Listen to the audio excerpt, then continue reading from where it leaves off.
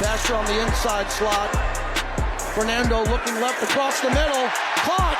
Touchdown. Jack Bech. Fernando Mendoza.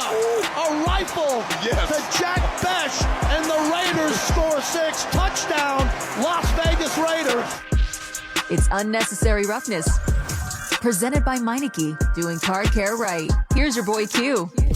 And here we go, Raider Nation. After a day away, we were at Allegiant Stadium on yesterday for Raiders preseason game number 1 versus the Arizona Cardinals. You heard what Fernando Mendoza had to say about it on the way in, and it is Aloha Friday brought to you by Zippies. And it almost sounded like Fernando Mendoza was a guy that, you know, if you've ever been to Hawaii and you've done some of these different activities that they have, sometimes you get up in the morning and you have some early morning either class or some kind of activity, and everybody's calm and wants you to feel the vibe and the spirit, and everyone's feeling really good about themselves. That's what I thought of, and maybe a lot of it's because it is Aloha Friday. That's what I thought of when I heard Fernando Mendoza talking about his first game, because he does sound like he gets very, gets that kind of vibe going, that spiritual feel. That's what I got from Fernando, listening to him post-game and listening to him right there. And then you hear JT the Brick on the call, did a fantastic job alongside Eric Allen and Matt Millen as well. Mendoza to Jack Bech, the first for both of those guys. First touchdown pass for Fernando Mendoza, first touchdown catch for Jack Bech. Although it is a preseason game, it's nice to see some success for Bech and Mendoza. And I think there was a lot of good. There was obviously some bad. And there's a lot of things to overreact to. And, of course, we'll talk about that coming up on the show. It is Unnecessary Roughness here on RaiderNation Radio 920. Before we get into anything, though, Ari, because I did, walk around the stadium just a little bit trying to, chop it up with some folks in between wrapping up the pregame show, halftime, getting back to my spot in the press box. Had a couple people say, hey, where's AI-generated Ari? I heard that he was going to be here because it was his birthday. And I said, he's here, but he's too cool to hang out with us. So I don't know what he's doing. I don't know who he's hanging with. But I have to ask you, your experience, you weren't working. You were able to just to kind of let your hair down a little bit. You were able to put the R in AI and actually be Ari. How was your birthday experience at Allegiant Stadium watching the game? It was wonderful, and I absolutely did take it in as a fan, and so I got it. Like I'm like one of those, this guy's never been to Allegiant, clearly, even though I have. It was amazing. I was overwhelmed, but in the best way possible, and I couldn't even get to the tour. I also had 5 other people with me, so it was people coming from. So Ari was rolling deep, is what he just said. Hey, Q, sorry, didn't make time for you at the torch. I was rolling with 5 other cats. Sorry, I didn't have time for you. No, because of that, there was some travel, like there was some coordination stuff going on. We right. could coordinate. So there you go. To be honest with you, it was very hectic. It was great. I haven't had like all these people together at the same time with me in a long time. So it was a beautiful experience. But yeah, because of all that, and next thing you know, someone was like, "Hey, I thought we wanted to walk up to the torch," and it was like first quarter by then. So I mean, yeah, it was a lot going on. So I did what I could, but it was wonderful, man. I could spend 3 hours talking about it, but I won't. Yeah, just the experience. I know it's a preseason game, but it felt that's the other thing. I knew exactly what I was walking into, a meaningless game at the end of the day, but it felt like the Super Bowl for me just because, man, the lights and everything. So yeah, definitely recommend it if you can get out to a game, preseason or otherwise. Also the staff, random people of the staff are extremely nice, genuinely nice. Like, yeah, not because they're told to say hi. They just really very much, polite and all that, making sure everybody was good. So. Yeah, these things happen, all right? See, I mean, you get out of your comfort zone, which is working all the time, and, and look, hey, I'm not going to knock the hustle. Trust me. The one guy that's not going to knock working all the time is definitely going to be me. But every once in a while, it is nice to be able to just enjoy something as a fan and not be having to work and not having to do this, that, and the other. Just kind of sit back, relax, and soak it all in. So happy birthday. I know that was yesterday, but well-deserved. Glad you were able to make it out there, you and your friends out there to Allegiant, and have a really good time. And shout out to all of Raider Nation that was able to make it out to Allegiant Stadium and have a good time. I got to meet and greet with a few. I didn't really get to spend as much time at the torch as I normally would because the pregame show and the postgame show were both there in the press box in the radio booth. So me and Lincoln did that, but that was a lot of fun. Me and Lincoln, he was on his way after the pregame show to the alumni suite, and I can't tell you, it's so funny, man. I'm walking with Link, and he's a big dude, and clearly I'm not. But it was really cool. I was like, man, I'm just getting in behind my blocker, man. I mean, he literally he was everything that he's always been. That offensive lineman where, hey, Q, just get behind me. I'll get you to the end zone. That's exactly what he was doing. So it was pretty cool. And a lot of fans obviously recognize him when you see this large man walking across, Allegiant.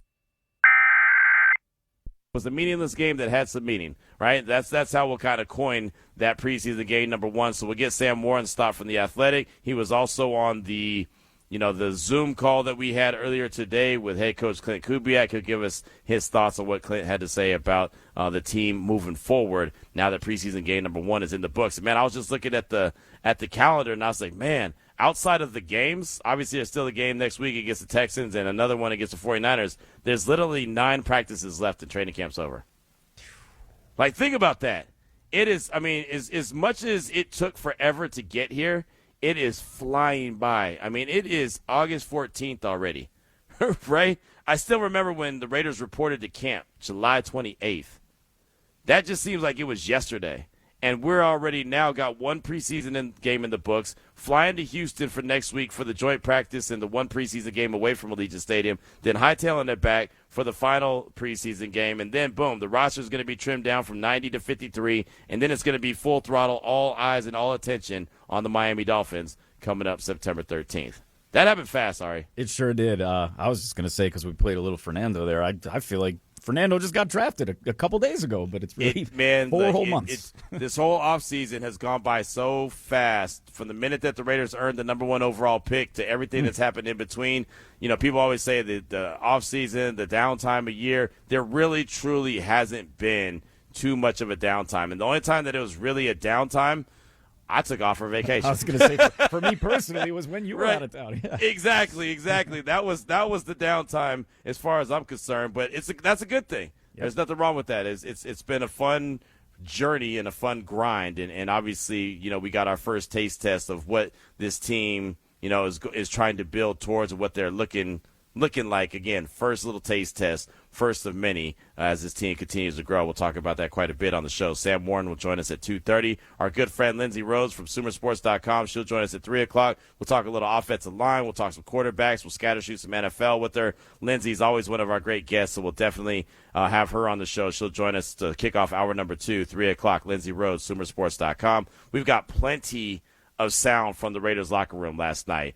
Between Brandy Flores and Clay, they collected a lot of sound. Ian Thomas, Jack Bech, Jalen Naylor, Malik Benson, Mike Washington Jr., Spencer Burford, Tyler Linderbaum, right? And those are just the guys that were in the locker room, let alone the ones that went to the podium, and obviously Clint Kubiak, who we had a chance to talk to this morning as well. Been a lot of national folks talking about Fernando Mendoza, every single angle. I've already done 2 other radio shows this morning, or this afternoon, I guess I should say, talking all things Fernando Mendoza. And, that's the funny thing. It's like everyone nationally is talking Mendoza. It didn't matter if it was Get Up. Didn't matter if it was First Take. Didn't matter if it was Unsportsmanlike, all on ESPN. Didn't matter what program it was. Everyone was talking about Fernando Mendoza, and that's okay, right? That's a huge storyline that everyone's going to talk about. But we have so many different things that we could talk about here as well, which is what makes this so much fun. A lot of these guys that we talk about, some of these guys that were talked to last night in the Raiders locker room, played a big role and have high expectations for this team. So we'll get to some of that sound, and of course we'll hear from you throughout the course of the show at 702-365-9200. So the 2 guests that we have, Sam Warren from The Athletic, Lindsay Rhodes, SoonerSports.com. We'll hear from you, and we'll hear from some players in the Raiders locker room. We also have to find out, Ari, what is the final word of the day? I can't believe that I'm about to crumble this paper up. The summer of fun is almost over. Today is the final day. What is that word? I deleted my email, yes. That's how we know. Hotel, Hotel, hotel. Nice. There you go. Hotel, motel, holiday inn, say what? There you go. That's what we're talking about. Hotel is the final word. Summer of fun. Hawaii is the trip. $3,000 is the cash. You take the trip, you take the cash. It's being brought to you by Terribles. We want you to win, and we want you to win from this show. Text hotel right now to 702-365-9200. You have till 5 o'clock, but why wait? Do it now. Aloha Friday. Exactly. It's Aloha Friday. Let's already go ahead and get you prepared. We'll get you prepared saying aloha, so when you win the trip, you'll go there and you can say aloha and mahalo. Right? You can do it all. And then you can say, brother, Brother, that's what I say all the time. Brother, how you doing? Right? Look, I'll learn you. I'll get you ready. I'll get you Hawaii ready. All right? We'll do that around here on the show. That's exactly what we do. So text that word 702-365-9200 hotel. Text it to that number right now, and you'll get in to win the Summer of Fun. The final day of it, the trip to Hawaii, or $3,000 cash. I can't believe that is officially going to be over. Before we get into the opening drive, yeah, I did. I crumbled that up in anger. It just sounded like the computer, the little, when you throw stuff in there, it's exactly what that sounded like. Well, it's because I'm mad because we haven't had a winner from this show yet. Let's go. That's why I spell it so aggressively and say it so aggressively. So yeah. Maybe today is the day. Hotel. Today better be the day.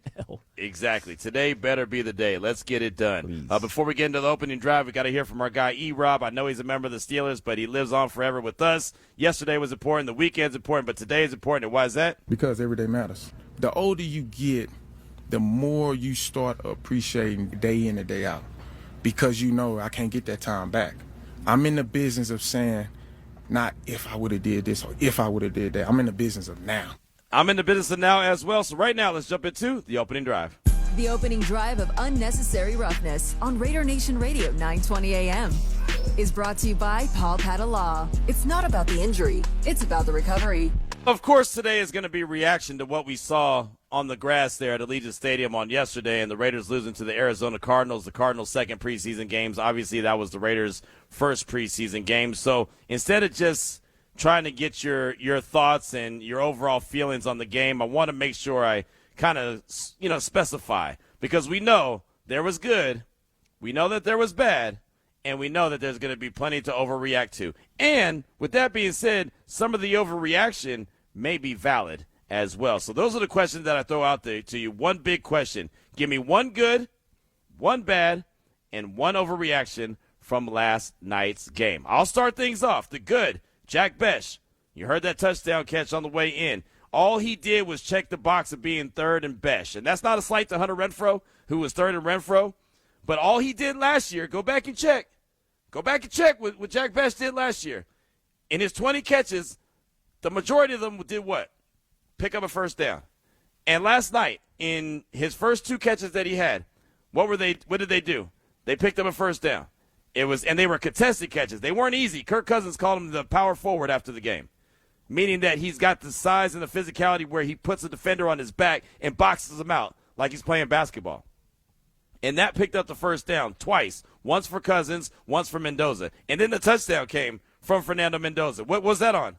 Third down. You got it. So, we could talk about third and Renfrow. And like I said, we all had a lot of respect and have a lot of respect for Hunter Renfrow. But if Jack Bech could be that guy, as Lincoln Kennedy told me last night on the postgame show, if he could be a guy that continues to extend drives, that is a very valuable piece in this offense. So I'll say the good for me was Jack Bech. He checked that box. The bad, the defense and the secondary. I'll just go ahead and combine those guys, right? The defense, but the secondary, really. And I'll definitely have to talk about the secondary later in the show. But that was the bad. I don't think that there's even a lot of explanation I have to go into, except for the fact that the Cardinals were just about perfect, especially in the passing game. Scored 21 points in the first half. So the defense was bad. And the overreaction, which could be a situation brewing, the kicking game is something to be concerned about. It looks like the Tokyo toe is in his head. He looks like he's been in his head now since a couple practices in training camp where he missed a couple kicks, and I'm thinking, all right, well, maybe he'll snap out of it. But it seems like, maybe he's thinking about it too much, and you can't think. You got to go out there and just go. And as much as Matt Gay is a veteran, and he's been there, done that with Joe DeCamillis, he's admitted that he's trying to get back to where he was when he was a member of the Rams. So when he rolls out there, I don't have 100% confidence in Matt Gay. Now, he might earn us to have confidence in him, but I just don't have that feeling right now where Cash Money Carlson, I used to feel really stinking good when he rolled out, okay, he's going to make this. But, just going back to the Tokyo toe, you come out of the locker room and you kick the ball out of bounds and put the Cardinals at the 40, that, as Lincoln said, that's unacceptable. Missing field goals that are close range, doinking it off the upright, unacceptable. That's not going to work. So, he still has room to grow. don't think that, as much as we talk about a kicking competition, feels like that's not really a kicking competition as far as I'm concerned. But, again, Matt Gay might not be the answer. So that could be an overreaction. That could be an overreaction that turns into reality as far as I'm concerned. But I do want to hear from you, 702-365-9200. One good, one bad, one overreaction. Thoughts on the game that you saw, the results of the game, the way that it was played, the way that it all took place there at Allegiant Stadium. Let's go out to the north, talk to our guy, Vince. Vince, welcome to the show. What's on your mind? Sure, what's going on? How you doing, man? I'm good, man. I'm good. Thanks for calling into the postgame show last night. Appreciate you. Man, hey, man, it's football. It's football time. I'm back. I'm going to be locked in every day, all week. We in, man. We 26 days away, baby. Yep. But who's counting? I know, right? Q, one good, one bad, one overreaction. One good, and I think this is going to go over a lot of people's heads. One good was Kirk Cousins. My man literally strapped up the chin strap, you know what I'm saying? Handle business, boom, boom, boom, touchdown. All right, sub me out. One bad, I would say the secondary, obviously. They was getting picked on. My man, Trader Stoops, he was over there on an island, man. My man, Minshew was looking like Mahomes or something. I didn't know if that was Mahomes or Minshew. Man, he was just picking on them all in that third quarter. And one overreaction, Q.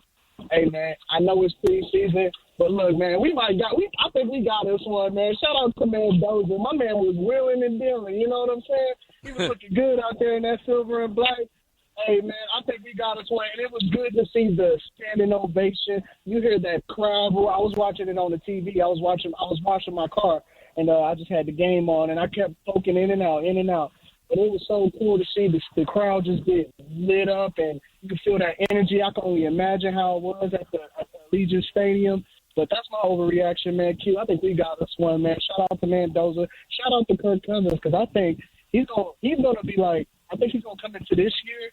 Like, hey, man, don't forget about me. I've been doing this for a while now. So young whippersnapper gonna have to sit down and learn something. But Q, I appreciate you, man. I'm gonna be tapping in with you every day. I'm gonna be checking in with you.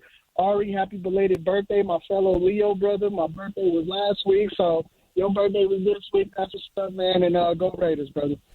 Hey, there you go. Vince in the North, Vince in Northtown. Appreciate that. Happy belated birthday to you as well. And, yeah, your overreaction, you think the Raiders might have one in Mendoza. Again, overreactions could be a reality. It does feel like Mendoza, and I've been thinking that he's going to be the guy anyway, but just seeing that the moment wasn't too big for him last night, and as Clint Kubiak said last night, he's going to have to, and him being Kirk Cousins, it's his job to lose. So he's going to have to work really hard to keep Fernando off the field. And, it was good to see Kirk Cousins go down on one drive and get into the end zone. We talked about that on the show yesterday, right? Nobody's saying that, hey, what I want to see tonight is Kirk Cousins be successful. I do. I want to see him be successful, and he was. One drive, one touchdown. How about Big Mike? How about Big Mike getting into the end zone?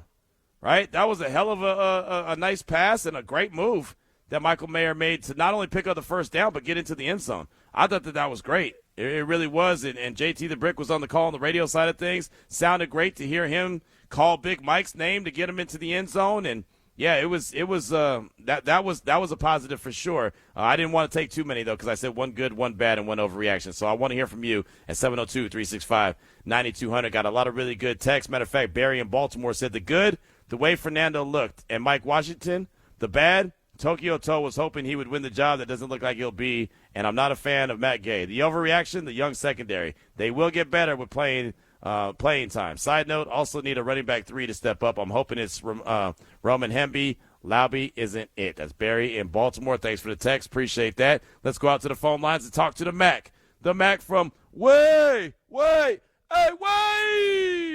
Raider Mac, welcome to the show. What's on your mind?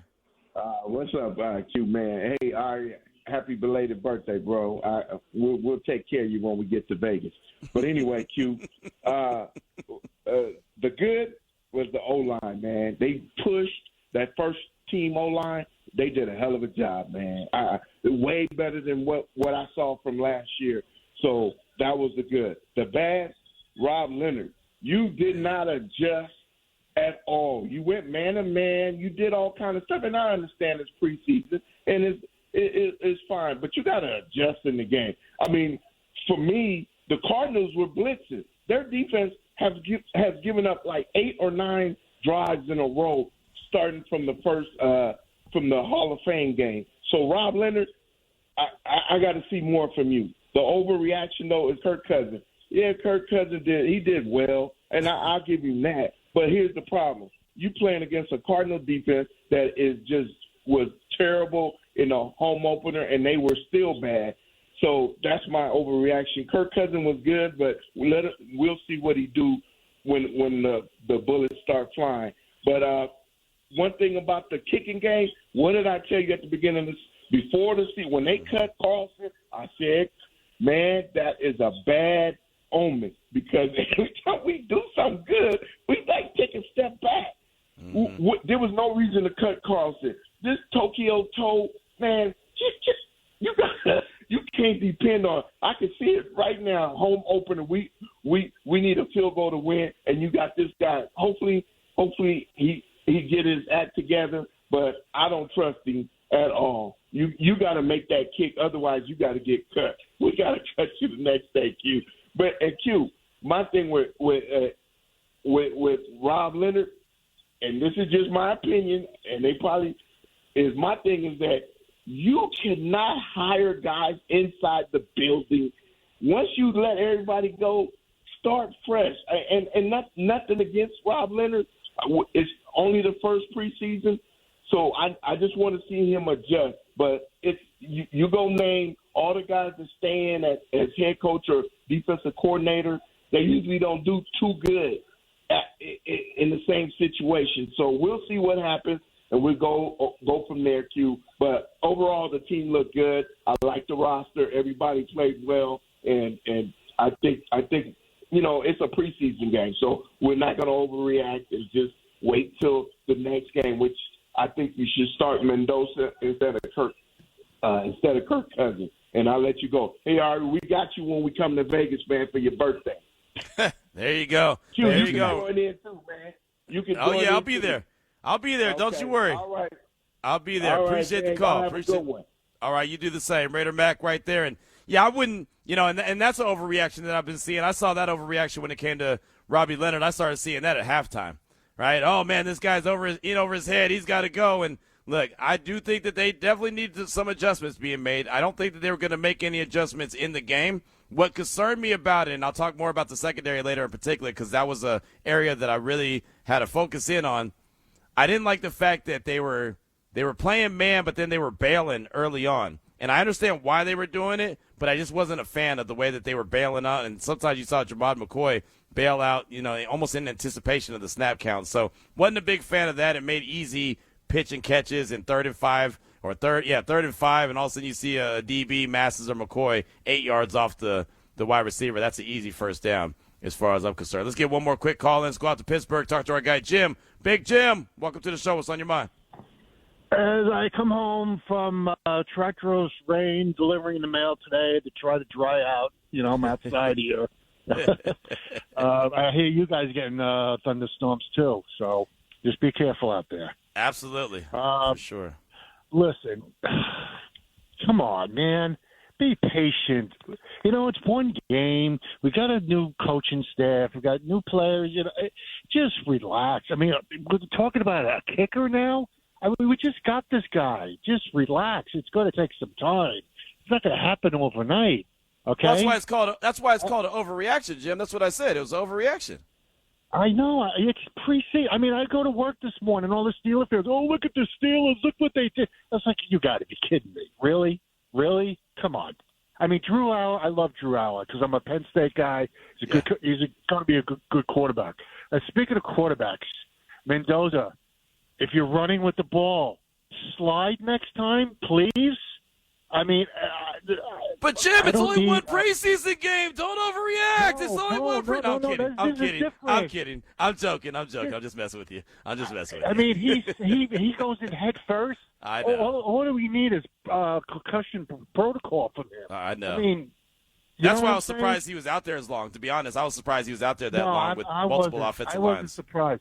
I want him to play more. I want him to play all the preseason games. I like that. I want to see what this guy is. I want to see how he is in situations. I think that's perfect for him. to play like a quarter or two. Okay. You know? Okay. And so, Raider fans, just calm down, all right? You know, you want to moan and groan, you wait till the season starts, then you can do that.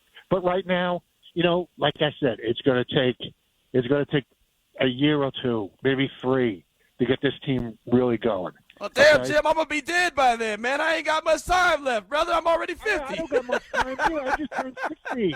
You know, I haven't seen a Super Bowl since I was a junior in high school. I understand, man. But it's going to come. You wait. Be patient, man. All right. Appreciate you, Jim. Appreciate the call, my man. Keep on doing what you do. I do appreciate that. But, yeah, I mean, look, I get it. And we're definitely not jumping off the cliff and thinking that the sky is falling. But, you know, it's a reaction to one game. There was good things that happened in that game for sure. There was some bad things to point out. And there was things that you could overreact to one way or the other that could be simply, like Jim just said, way overreaction, or it could be an overreaction that has some legs behind it, you know, and that's why we do what we do, and that's why we get your thoughts at 702-365-9200. Hit up the text line on that. We'll ask Sam more on those thoughts of what he saw from the game, good, bad, and what he might be overreacting to, and what direction the Raiders are going next as they get ready for preseason game number 2 in H-Town against the Houston Texans next Thursday. It's coming up next here on RaiderNation Radio 920. That was the opening drive of Unnecessary Roughness on RaiderNation Radio 920 AM. Brought to you by Paul Padala. It's not about the injury, it's about the recovery.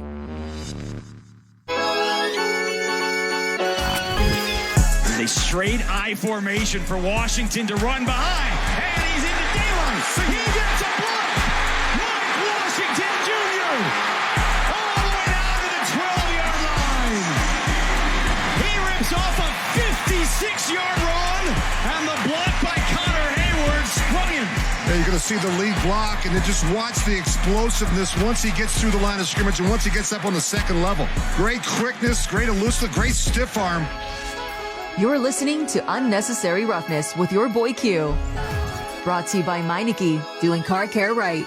I know Mike Washington Jr. is going to get the credit for that big run that he had, but he had some players that contributed to that run. You heard Jason Horowitz on the call right there. Shout out to Connor Hayward, I should say, the fullback who had the block, and then also Charles Grant had a nice block on that play. And don't forget this guy named Jack Bech. You don't block, you don't get the rock. He had a nice block on that run as well. Resulted in a big play for Mike Washington Jr. It's Unnecessary Roughness here on RaiderNation Radio 920. A guy that was there in the building last night to see that play and all the plays is our guy Sam Warren from The Athletic. And Sam, thanks so much for your time. Do appreciate you. I know you took to Twitter after that big play and shouted out a few folks that contributed to that, including Charles Grant. What did you see on that big run right there from Mike Washington? Yeah, you definitely saw the explosiveness and the speed that has been touted about Mike Washington. The cuts that he made and the separation he was able to create with getting downfield with his wheels. But yeah, you saw how this rushing attack can come into play with some of those blocks that are being set up when you've got, the wide receiver position is touted for their blocking ability in this Kubiak style, Shanahan style scheme. And if you have guys that buy in like Jack Bech on that play, really kind of get in there, get gritty, those kinds of plays can happen. So I think it says a lot about what the potential is for this rushing scheme with what Clint Kubiak has in store.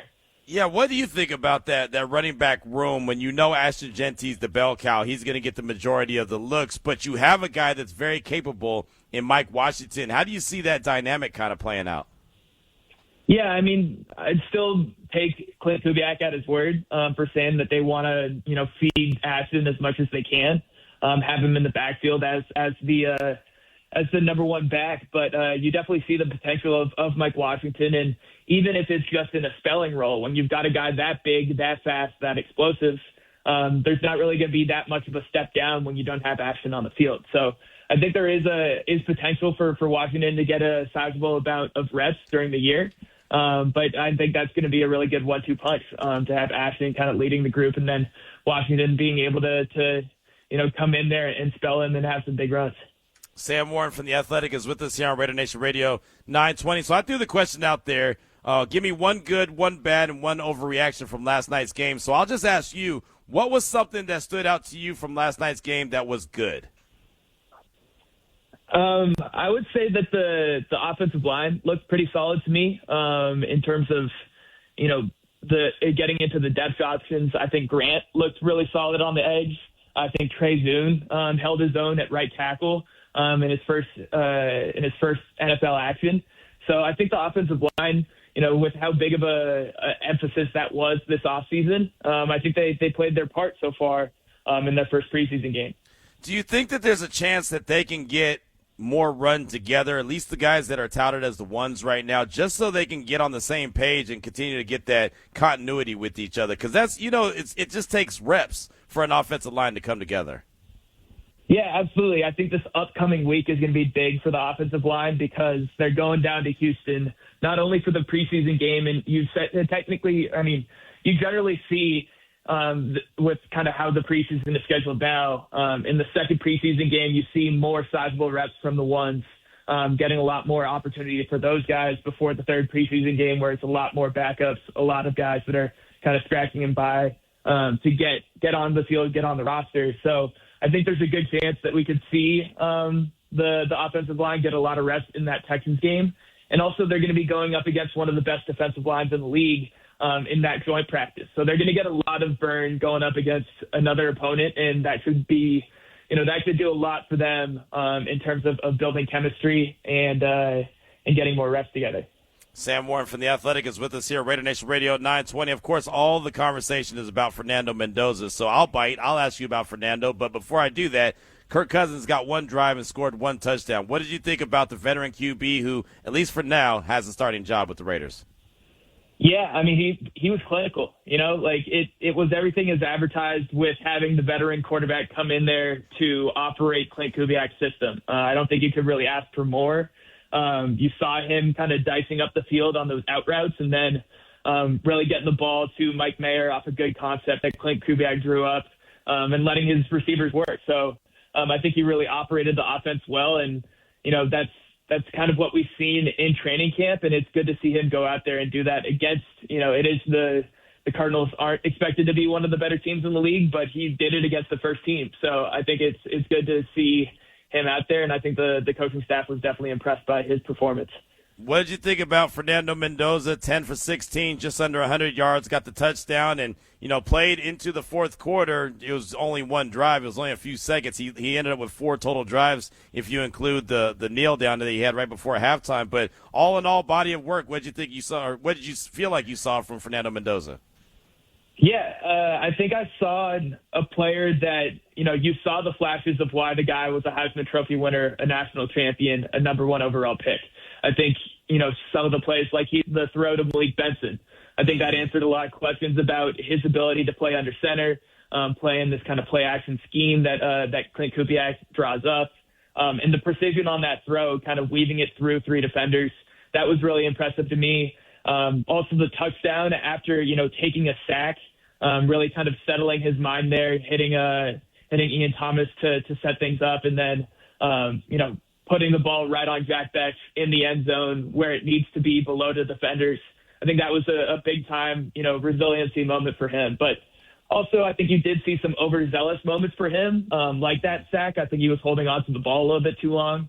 I think he wasn't too pleased with some of his stuff. He was talking about some of the misreads that he made, not the best timing. You could see that a little bit with when he got Mike Washington laid out by Denzel Burke out at corner. And then you could also see, him really wanting to extend plays and make stuff out of, things that possibly weren't there. You saw him get hit really hard. I think that was on the end of his third drive when he was trying to extend out of the pocket and make something happen. So you saw some stuff that needs to be cleaned up. I think Clint Kubiak said as much, and he definitely said as much. I mean, Fernando said that he let his teammates down. I think that's a little bit too serious for the first preseason game and his first time out on an NFL football field. But I think there's definitely moments for the rookie to build on, but also some stuff that they're going to get in the film room and correct. Sam Warren is with us here on Necessary Roughness, RaiderNation Radio 920. So we talked about the good. What about the bad? And I'm assuming that you're going to go straight to the defense.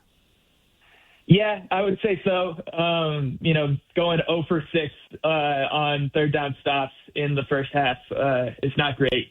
Right. So I think there's definitely things that need to be cleaned up there. I think the secondary could play a little bit more physical. Drummond McCoy was his first game out there in since 2024. So it definitely it was definitely a good experience to get him out there on the field, but they'll want to have him play a little bit more physical in their red zone defense, goal line stuff with those back shoulder fades. But I think you would want to see a lot more growth from that group, and I think the defense has some work to do. We've had some calls and texts about Robbie Leonard as the DC and saying, well, maybe he's not the right guy. Of course, it's going to overreact to one game, but any concern on your part from Robbie Leonard calling the defense, or do you look at it as that was preseason game number 1? They were just trying to feel each other out and try to figure out what's going on. Yeah, I don't think I have any concern personally. I think Clint Kubiak said as much that they felt like the defense got better in the second half. I think the numbers say as much as well. Right. And I think, growing pains are going to happen with what Rob Leonard is trying to install. They're trying to be very multiple. They're trying to be versatile. There's a lot of guys playing a lot of different positions. So really trying to get out there in the first preseason game and get the guys action and have, something to build off. I think there was bound to be mistakes. There was bound to be, some miscommunications with all the things that are going on with that defense. So I think there needs to be a bigger body of work before we start calling for Rob Leonard's head and saying he's not the right guy for the job. Yeah, I'm right there with you. I don't want to overreact to one game, and it wasn't great, obviously, defensively, but obviously they're not going to show a lot either, and they got the Cardinals that they'll be playing later on in the 2026 campaign. Again, Sam Warren from The Athletic is with us here on RaiderNation Radio 920. Well, we'll close out with this. It's always great catching up with you, Sam. We had our guy from Jim from Pittsburgh, he's the jokester. He's the guy with the big personality, and he was talking about the kicking game, and I said that could be a concern because Tokyo Toe, he wasn't looking too good, and I'm not 100% sure about who Matt Gay is yet at this stage of the game. Should Raider Nation have some concern about the kicking game at this stage? We'll see. That's kind of a dodgy answer on my part. But, Conte did not look fantastic in his first game out with the kick out of bounds and the doink off the upright. We'll see how Matt Gay goes. But it seems like they're confident in what Matt is brought to the table as a veteran. It seems like they kind of want to bring Conte along, maybe stash him on the practice squad or anything like that. So, I think if Matt Gay ends up looking, a little bit less to be desired, I think there could definitely be concerns about the kicking game. But at the moment, I don't think we've seen anything worrisome out of the veteran. And, it's Conte's first NFL game. So I imagine there was some jitters and some things going on there. So, I think there could eventually be some concerns about the special teams unit. But so far, again, it's the first preseason game and don't want to overreact too much. Yeah, no, I hear you. Definitely something to pay attention to, something to monitor. That is for sure. But great stuff as always, Sam. I know we'll be in H-Town next week, but what are you working on that we should be on the lookout for? Yeah, I think I have a fun story coming out next week about the quarterback position and nice. Some guys that are leading it. So I'll be on the lookout for that. And, it should be something I think Raider fans could enjoy. There you go. Well, we're definitely going to be paying attention, locked in, and Raider Nation will do the same. Sam, great stuff as always. See you out there at practice tomorrow, and, of course, next week we'll all be out there in H-Town. Awesome. Thanks so much. You. Hey, thank you. Great stuff as always. Sam Warren right there from The Athletic with us here on Raider Nation Radio 920. So definitely I encourage you to follow him and follow his work. He puts out some really good stuff by way of The Athletic, and a lot of the stuff that I've been noticing actually been putting out that are free articles. You could just go out there and read them, and Sam does fantastic work at Sam Warren 83 on Twitter. We do want to hear from you at 702-365-9200. Give me one good, one bad, and one overreaction from last night's game. We hear from you as we close out hour number 1 next. It's RaiderNation Radio 920. I think I'll take time to peek at it tomorrow. Definitely didn't get to run as much tonight. We had to throw it a bunch in that second half, but I'd like to peek at it first, but it's something that we're always trying to get better at is our run blocking, play action, and making things look the same. But we got to be able to be in the game at the end so we can keep doing that the whole game. It's Aloha Friday on Unnecessary Roughness, brought to you by Zippies. Thank Kubiak right there talking about the offensive line, but that was, post-game, and want to take a look at the film before he had a real assessment of it. And you heard what he had to say, didn't really get to run the rock as much as they'd like to, and they passed it 35 times, only ran the ball 19 times. So they would like to have that a little bit more balanced, but when you get behind, especially when your defense gives up 21 in the first half, those kind of things tend to happen. It is Aloha Friday, brought to you by Zippies here on Unnecessary Roughness, RaiderNation Radio 920. We got Lindsay Rhodes, SumerSports.com, joining us at 3 o'clock. We'll talk all things offensive line and deep dive into Mendoza and Cousins and whatever else we can come up with Lindsay. It's always great when she joins the show. But we do want to hear from you at 702-365-9200. It's always great when this young lady joins the show. That's Just Win Wendy. Welcome to the show. What's on your mind? Hey, good to talk to you. It's been a minute. It's good to hear football. from you. Yes, I know. yes. We got football. It's like, oh my God. So I got a lot of stuff that was going through my mind, but I'm going to keep it to one comment on offense, one comment on defense, and one comment on special teams. Okay. Okay. So offense, yeah, the offensive line looked better because you know what? They weren't moving backwards after the snap. They were moving forward. And I haven't seen that, on a consistent basis. So I was really glad. The other thing I wanted to say about the offense is that, we were playing against Arizona. That's like NFL light, So it's like we had our first game against a real team, and I think it was cool for the players. They didn't have to play against the Rams or Seattle on their very first game, So here they are. They're playing Arizona, and it didn't look great. So then on defense, no. So I want to see more. I want to see better. It's like, oh my God. There isn't I can't say one positive, one special thing that was very positive. So if you can't say something nice, don't say nothing at all. Yep. I'm going to leave it I can't wait to see them next week. Hopefully it'll be better, right?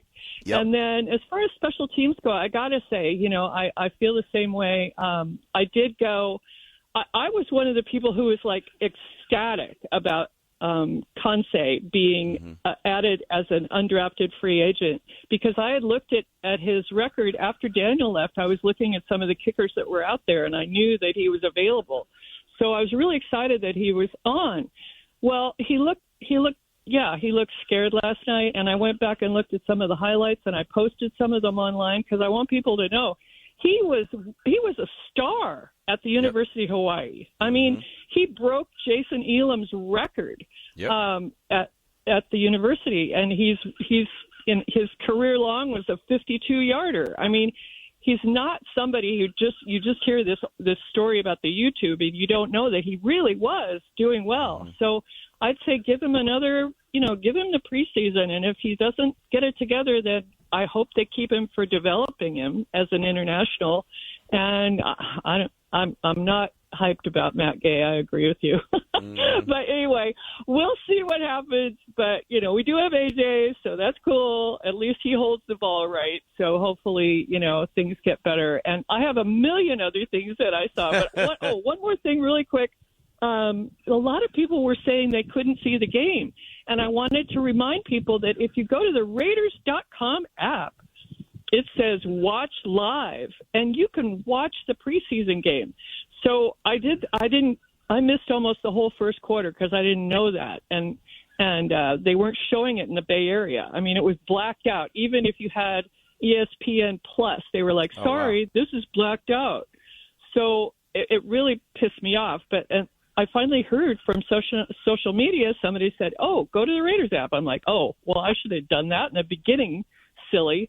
But hopefully we could do that with the Houston game and also with the Niner game too. So anyway, love you guys. I already said hi to Ari, and I will see you in 2 weeks against the Whiners. And let's go Raiders. There you go. Just Win Wendy, thanks so much for the call. Great stuff. And the good thing, next week's game against the Texans is actually an ESPN broadcast, so that'll be on ESPN. So everybody, there'll be no doubt about it, will be able to see that game. Lindsay Rhodes, SumerSports.com, kicks off hour number 2. She'll do that next here on RaiderNation Radio 920. First set of downs. 37-year-old Cousins finds Tucker with space. And he's near the red zone. Will Johnson knocks him out of bounds. On third down, fires to Mayer. He is open. Touchdown Raiders. What do you want to see on the opening drive of preseason? Right now, we're doing football right on Unnecessary Roughness. Brought to you by Meineke, doing car care right.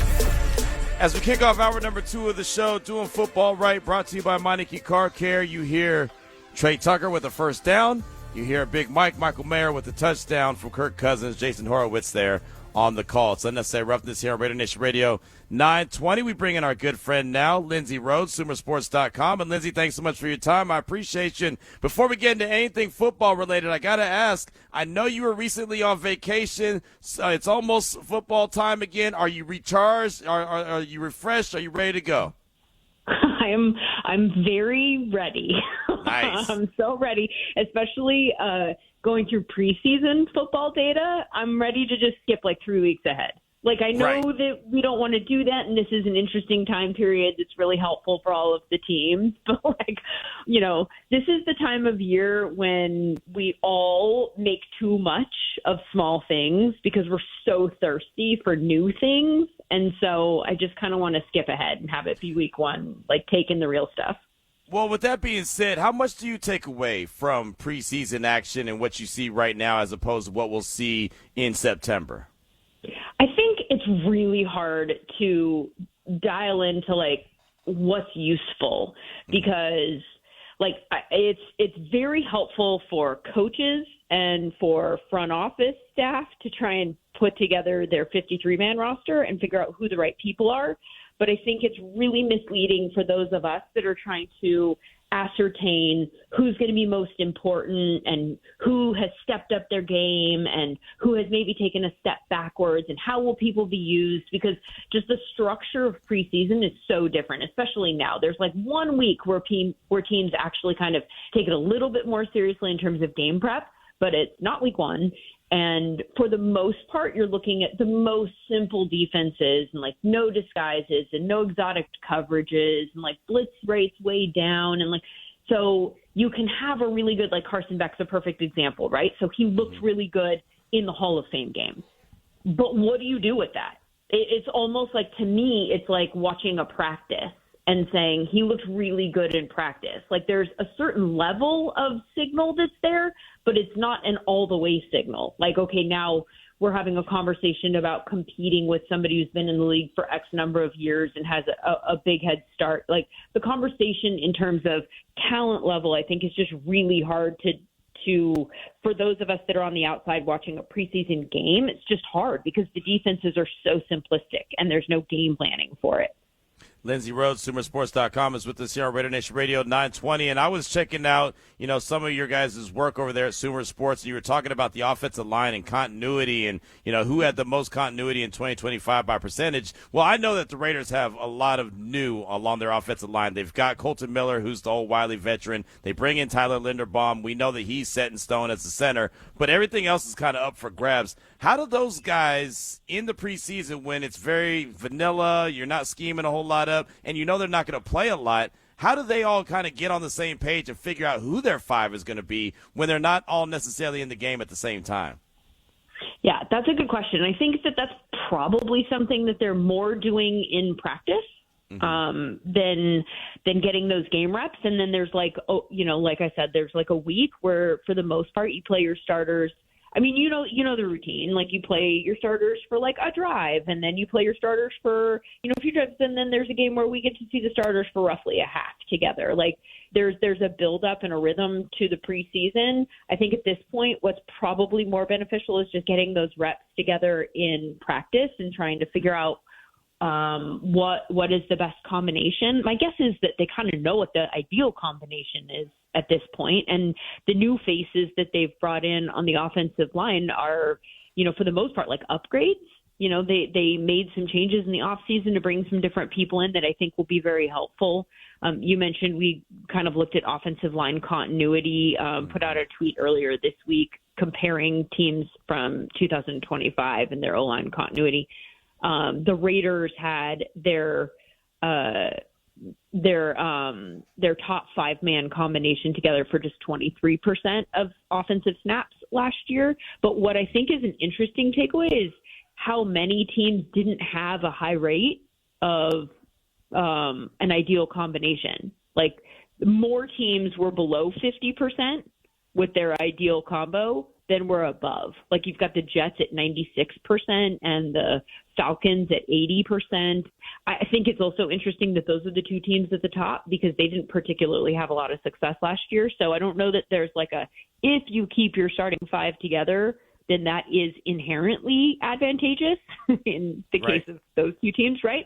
But it obviously is beneficial. I think the biggest takeaway from that research project was how hard that is to do for me. Like, the fact that more teams were below 50% just goes to show, like, you're going to have guys going in and out and how important that depth is on the offensive line.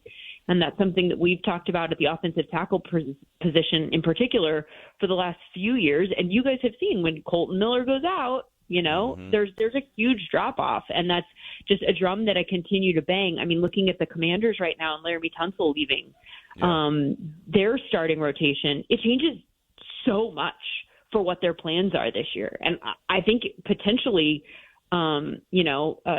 lowers their ceiling for their season. I mean, without being too dramatic, you're looking at maybe them needing to get the ball out faster, pressure's coming faster with regularity, because the guy who's going to step into Laramie Tunsil's shoes, you're going from like a 9 on a 10 scale to like a 6 in a perfect world, maybe, and more reasonably like a 5 out of 10 in terms of, our Sumer scale. That's like our evaluation scale. And so that's a big drop off, and it just changes everything about what you're going to do. So I think, like for them, I look at, do you have fewer longer developing routes?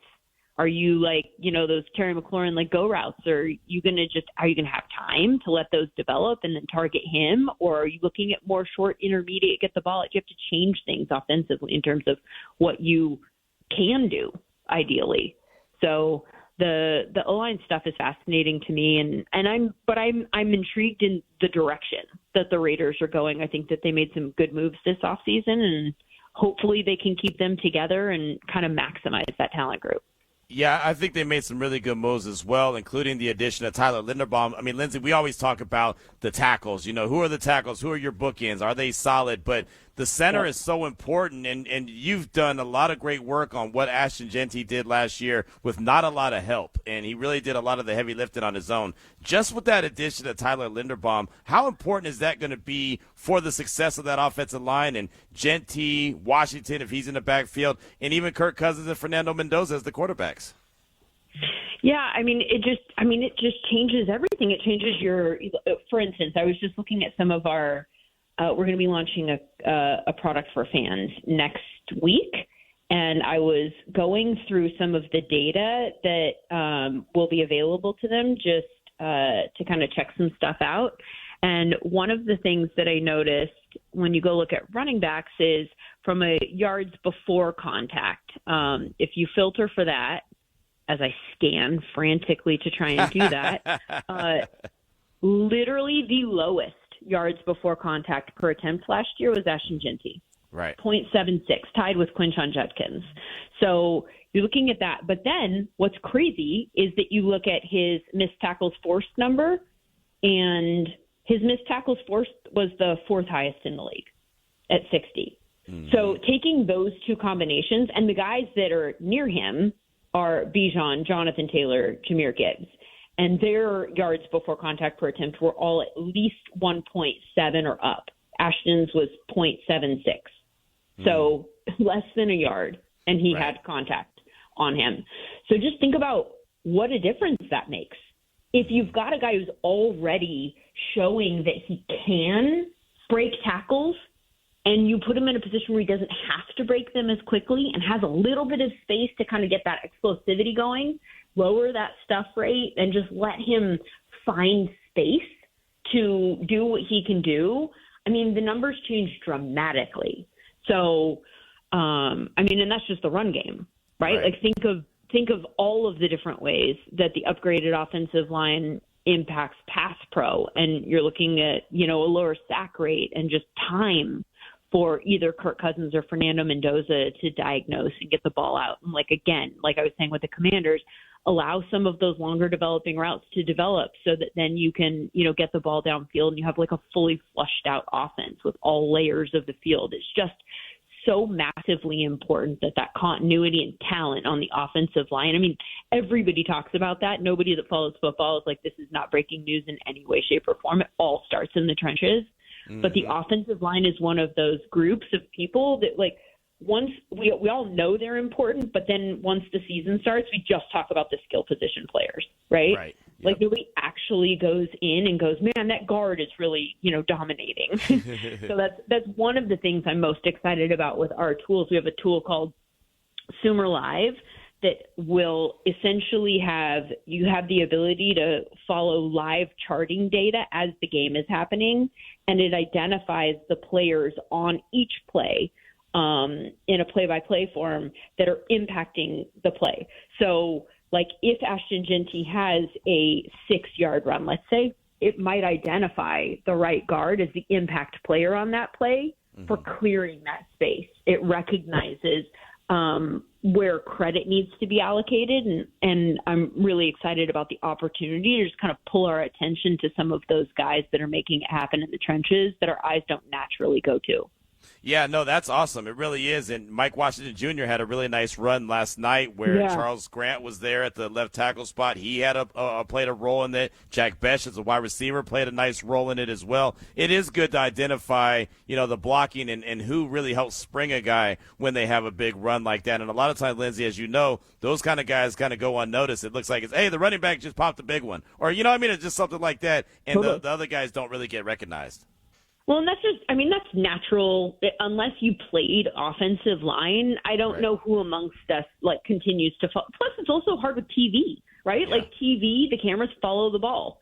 And so our eyes go kind of where we're told. I always feel bad. This is a separate thing, but it's now become my thing in the last couple of years. I'm going crazy that I can't see what's happening in the defensive backfield so frequently because the TV's zoomed in and you're like, that is the whole thing. I don't even know if the quarterback's not getting rid of the ball because, the coverage is great. We just don't know. And so nobody wants to watch all 22 on your television screen on a Sunday, because it's just so far zoomed out. But it's such a big part of the game. But you mentioned Mike Washington. How about Baldy waking up this morning and tweeting about Mike Washington in a game where there was Jeremiah Love? He's like, how about this guy? I know Raiders fans love that one. Yes, big time. And I think that's a nice 1-2 punch. And make no mistake, Ashton Jeanty is going to be the workhorse. He's going to get the majority of the touches. But no doubt. It's nice to have a guy like Washington where you feel like if he's in the game, the drop-off won't be significant. He'll still be able to carry the load if need be. Yeah, you always want depth, right? Yep. You want to keep your guys, and there's only a handful of them in the league, really, that are those bell cow backs. Ashton Jeanty's clearly one of them, and I've talked to a lot of running backs over the years, like Terrell Davis and LaDainian Tomlinson in my work with them at NFL Network, and I know that the rhythm of the game is really big for them. It's hard sometimes for running backs in these committees. I wonder what it's like for them now, because the committees are more of a thing now than they were when TD and LT were playing.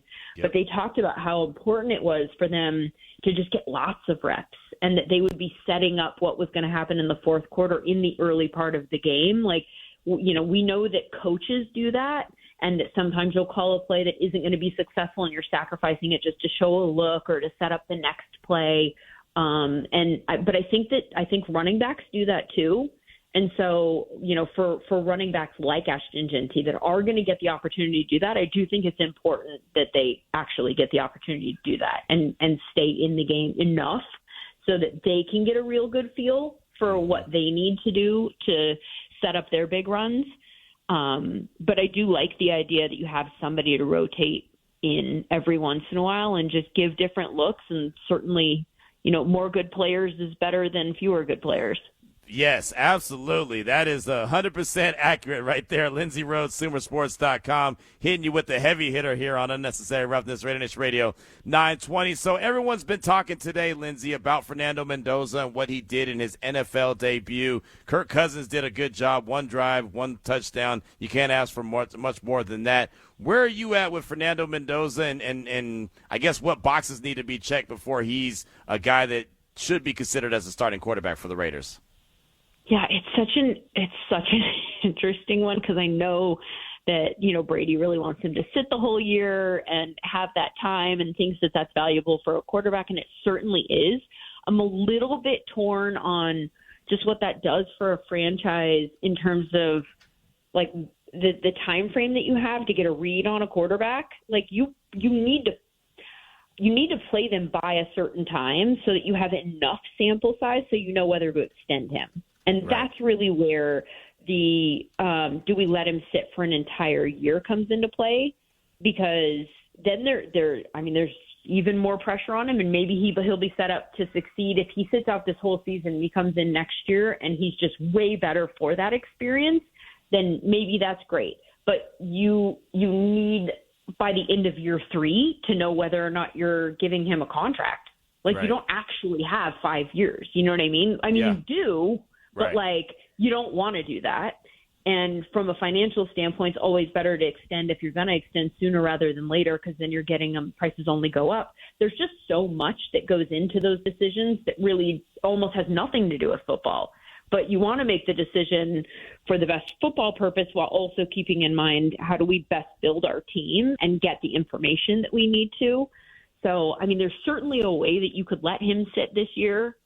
I just am not 100% sure that they will have the discipline to do that, or I don't, or if that's even what's in the best interest, Mm-hmm. If you can, what is your thought on that? I'm interested to hear your take because you're so close to the team on this one.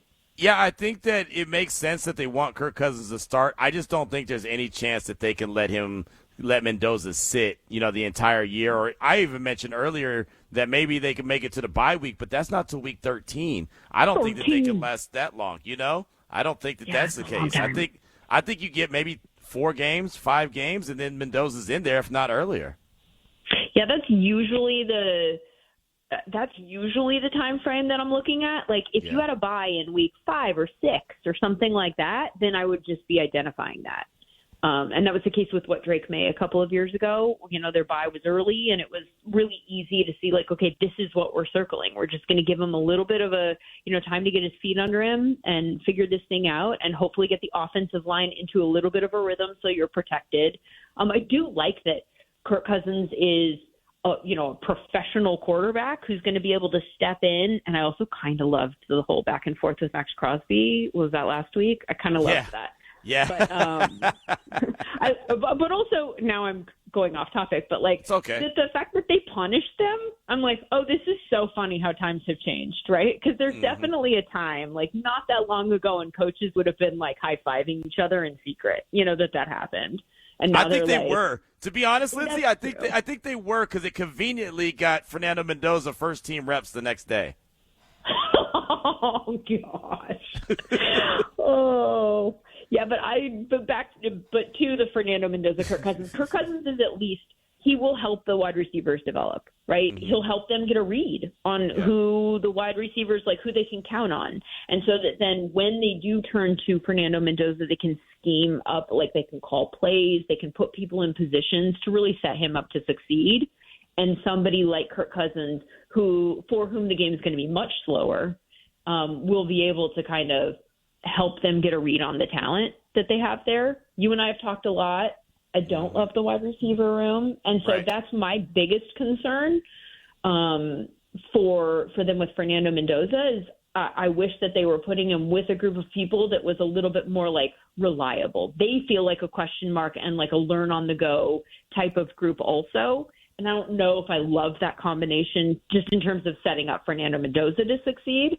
I also wonder, and I'll be very curious in the early going, how defenses game plan for the Raiders, because when I look at the offensive parts, I'm like, I think they're probably circling Brock Bowers, like starting by taking him away, but that feels like a weird position to start taking away, right? And then also based on just where Brock Bowers is working on the field, how does that impact what Ashton Jinty's trying to do? It just kind of brings the defense a little bit closer to the line in general. And so I think it'll be on some of those other wide receivers to make plays and kind of like pull the defense out and like buy everybody a little bit of space. But it'll be really interesting to see what happens with those guys in the early going and again, help the Kubiak kind of figure out like what do we want to do in order to like when we do pivot to Fernando, if we realize in meetings he's coming along quickly, he's getting it, he's processing it, he understands the language, he can spit out the play call without thinking. That has become second nature. I know you watched Netflix's Quarterback and saw the struggles that Joe Flacco had when he switched teams midseason. I thought that was such a fascinating part of that particular show, because you just know where Flacco's concerned. He's got everything else on lock. Like nothing else is hard for him. And you saw how hard that was. Just the language of it. Right. So now I think about like a Fernando Mendoza or a younger quarterback and how their head might be swimming about just all of it and that on top of it. I remember David Carr telling me he used to just practice in the mirror. Like he'd be in the hotel room during training camp when he was a rookie, and he would practice like spitting out the play call to himself in the mirror. Like it's just weird to think of the things that are a lot for these rookie quarterbacks. They're the kinds of things that I think we take for granted with the veteran guys. But I'm hoping that we see him around midseason. I would very much like to see him start getting him some reps. Yeah, I think that's definitely gonna happen sooner rather than later. It just feels like it's the inevitable, and it doesn't look like the moment's too big for him. But again, many boxes still need to be checked as far as I'm concerned. Well, I don't have to check the box of Lindsay Rhodes being fantastic, because that box has been checked many times over. You know that. Great stuff as always. What are you working on, Sumersports.com, that we should be on the lookout for? Yeah, well, like I said, we've got our consumer product, our product like for fans. That has a lot of really cool data points that people might want to check out before they draft their fantasy teams, maybe. Lots of really interesting data points for quarterback, for instance. You can search by you can filter and then sort for quarterbacks who target different like wide receivers out wide most frequently to least frequency, who targets slot receivers most frequently, who targets running backs most frequently. Like there's just so many different levels of data that are in there. And then plus, I think the thing that people are really, really going to want to check out, and this will, again, be available next week to check out, is the Sumer Live product. As soon as you can hop in there and you can see all of this advanced data populating as you're watching the game, and every single statistical category will update. And these are all advanced charting data stats that you usually don't see until the next day after the game, because humans have to take time to chart these plays. All of that data will update after every play before the next play even starts. Wow. So all of the stories that you're talking about during the week, keep your eye out for this or this personnel grouping or this coverage rate or whatever, you'll be able to see how it's actually playing out during the game with individual statistics updated in that way too. So that's coming out next week. Check out Sumersports.com. You guys will not be disappointed. It's got so much cool stuff. Yeah, it's a one-stop shop. We definitely will not be disappointed, just like we're never disappointed whenever we get an opportunity to catch up with you. Lindsay, fantastic stuff. Thanks so much for giving us the time. We appreciate it. Enjoy the weekend, and football is just about back for us. Oh, not a moment too soon. Always a pleasure talking to you, Q. Have a good weekend. You do the same. Great stuff right there. Lindsay Rhodes, Sumersports.com. That was fantastic. Really good stuff. Scatter shooting, all kind of conversation from the offensive line, quarterbacks, running backs, just whatever. A wealth of knowledge right there. And again, I do encourage you. I'm very genuine when I say it. Sumersports.com, your one-stop shop. SUMER Sports.com. Check out Lindsay Rhodes on Twitter at Lindsay-Rhodes. and you can get all the information. Everything she has access to is right there available, and that data tracking after every single play, that's really cool. That is something that I would love to see sitting there in the press box while I'm watching the game and I'm writing my notes down to be able to see those little notes pop up. That's probably something I'll try to do, incorporate next time the Raiders take the field, which obviously will be next Thursday as they take on the Houston Texans. And if it's not available by then of course the Week 1 game coming up against the Dolphins at Allegiant Stadium. But we do want to hear from you at 702-365-9200. We'll get your calls and text in. But first, Ari's got winning on the way. It's his birthday yesterday. He's giving out birthday gifts today. That's right. You get, just because I'm so generous, you get a pair of tickets to see the Spin Doctors at the Pool of Sahara, Las Vegas. It is on October 10th. We do have tickets in-house, but give me a call right now, 702-365-9200. Must be a Nevada resident, and caller 9 gets a pair of tickets. Boom. There it is right there. We'll hear from you. We'll continue on. You know how it is, 702-365-9200. A lot of good calls, a lot of good texts. We'll get that feedback next here on RaiderNation Radio 920. Doing football right. Kirk looking left here, throwing to the side. Caught Jack Bech right at the marker, and Jack Bech showing emotion as the Raiders pick up their first down of the preseason. On a third down, a little bit of pressure. Fernando looking right the whole way. Going up in the air for an outstanding catch again is Jack Bech. Enough for a first down, and this is what we've wanted to see from Jack Bech. Be that possession receiver on third down, and he comes through and makes a big catch for Fernando Mendoza. Now back to Unnecessary Roughness with your boy Q. Presented by Meineke, doing car care right. Couple Jack Bech catches right there. You heard JT the Brick on the call. Had EA and Matt Millen in the booth with him. He was on the radio call side of things. Jason Horowitz, Kirk Morrison, and Rich Gannon on the TV side of things. Really cool to be able to shake that up during the preseason. That's what the silver and black do. And, again, Jack Bech, as JT mentioned, that's what we've been talking about. Be a possession receiver. Be that guy that can extend drives. And he did that multiple times on yesterday and even got a touchdown on a third down as well. We'll actually take you inside the Raiders locker room and hear from Jack Bech in a hot minute here on Unnecessary Roughness on RaiderNation Radio 920. But before we do that, we want to hear from you. 702-365-9200. I threw the topic out there. Give me one good, one bad, and one overreaction from last night's game. Let's go out to where we'll be next week. That's H-Town. Talk to our guy, Nash. Nash, welcome to the show. What's on your mind? Hey, man, I appreciate it. And, hey, I know you're going to be in Houston here early next week. So, again, just want to let you know I'm available for Uber. You know, if you can help me get in on Tuesday to the practice, I'm here. I know you're a Cadillac guy, so I'm here for you. But since we're brothers from another mother, I got to let you know I don't really drive a Cadillac, but it's close. It's in the family. It's a Chevy Equinox. But hey, I'll let you play with the radio, okay? Fair enough. Fair enough. All right. Well, hey, I loved your, you're talking about running backs. To me, when you guys were talking about that earlier in the week, I looked at Detroit, and I think that's such a good example because you look at Gibbs. He and Ashton had about one. I think Gibbs touched the ball one more time. But Montgomery had a whole bunch of touches, and it's because Detroit ran about 8 or 10 more plays each game. So if we can stay on the field, naturally is running back number 2 going to get some. So I don't see Ashton losing any, but I do see the need for a second running back. That's good. Now to get to your question, to me the great lead-in, at least for what I was going to say, I think it's Jack Bech. I remember I think it was Chris Olave when Kubiak was in New Orleans and said, hey, if you don't block, you don't play. Yep. And I think that's the whole thing because I can't remember if it was the interview after the game or this morning when somebody asked him a question about Jack Bech and his blocking. He just kind of smiled a little bit. That's the most emotion I've seen from Kubiak at a conference. And it's like he was excited that somebody else knows that. So I see him playing a lot of slot because he's going to help us run. And again, I don't think he's going to be a big catch guy, probably 40 catches.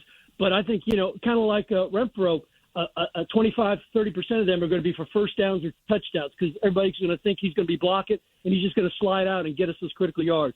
As far as the bad, I know everybody in Raider country loves Aiden, but that was not a good effort. I know it was 13, but, people were giving Mendoza a hard time on his sack because they said, hey, that's a rookie sack. He'll learn. Aiden took a couple of those, and he's a fourth-year guy. And so as I just look at that, to me it's like, hey, I want to keep some of the guys that, if I keep Aiden on the 53, I can't keep maybe an extra back. Like Greedy Vance played really well. And that to me is the overreaction. I think our defensive backs learned a lot yesterday. And again, everybody always says the rush and the backs, they all outwork together. We had a really poor rush last night.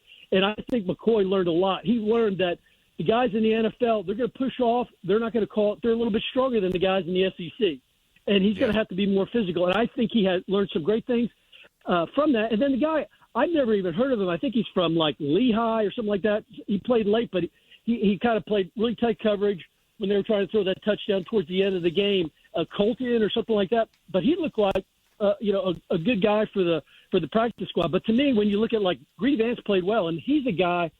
You talked about the depth chart. It's like, man, he's a guy that looks like he might be on the outside looking in, but he played really well. And so I'd rather keep an extra defensive back than Aiden. So I think it's a little overreaction. I think you'll see those guys get better, and I'm looking forward to being at the game live on Thursday. So, Q, appreciate the time, and just remember, man, you got my number. Just give me a holler. I'll take you around the Equinox.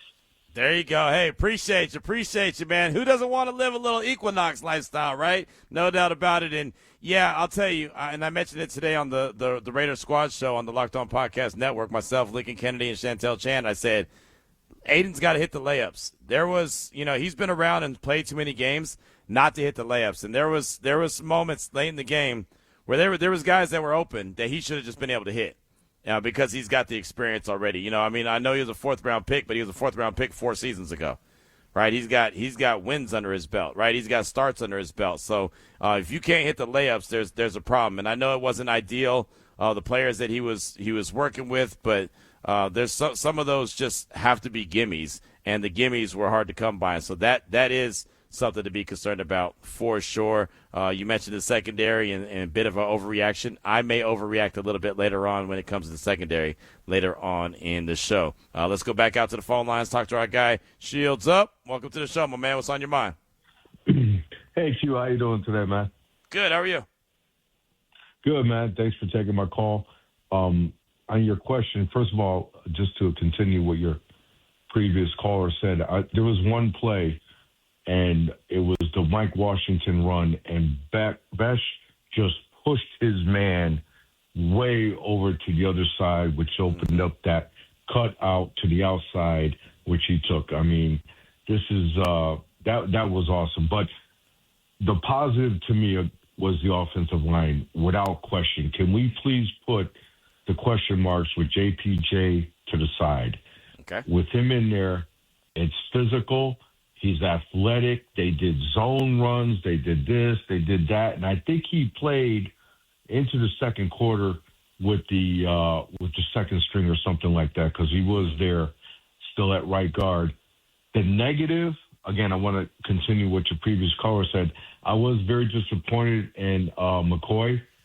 He was there. His coverage was good, but the instincts to turn around and get some batted balls, he just didn't do it. He didn't know when the ball was coming. And like I said, he was there. It was tight, but he's got to turn around, maybe read those receivers' eyes and block those balls down.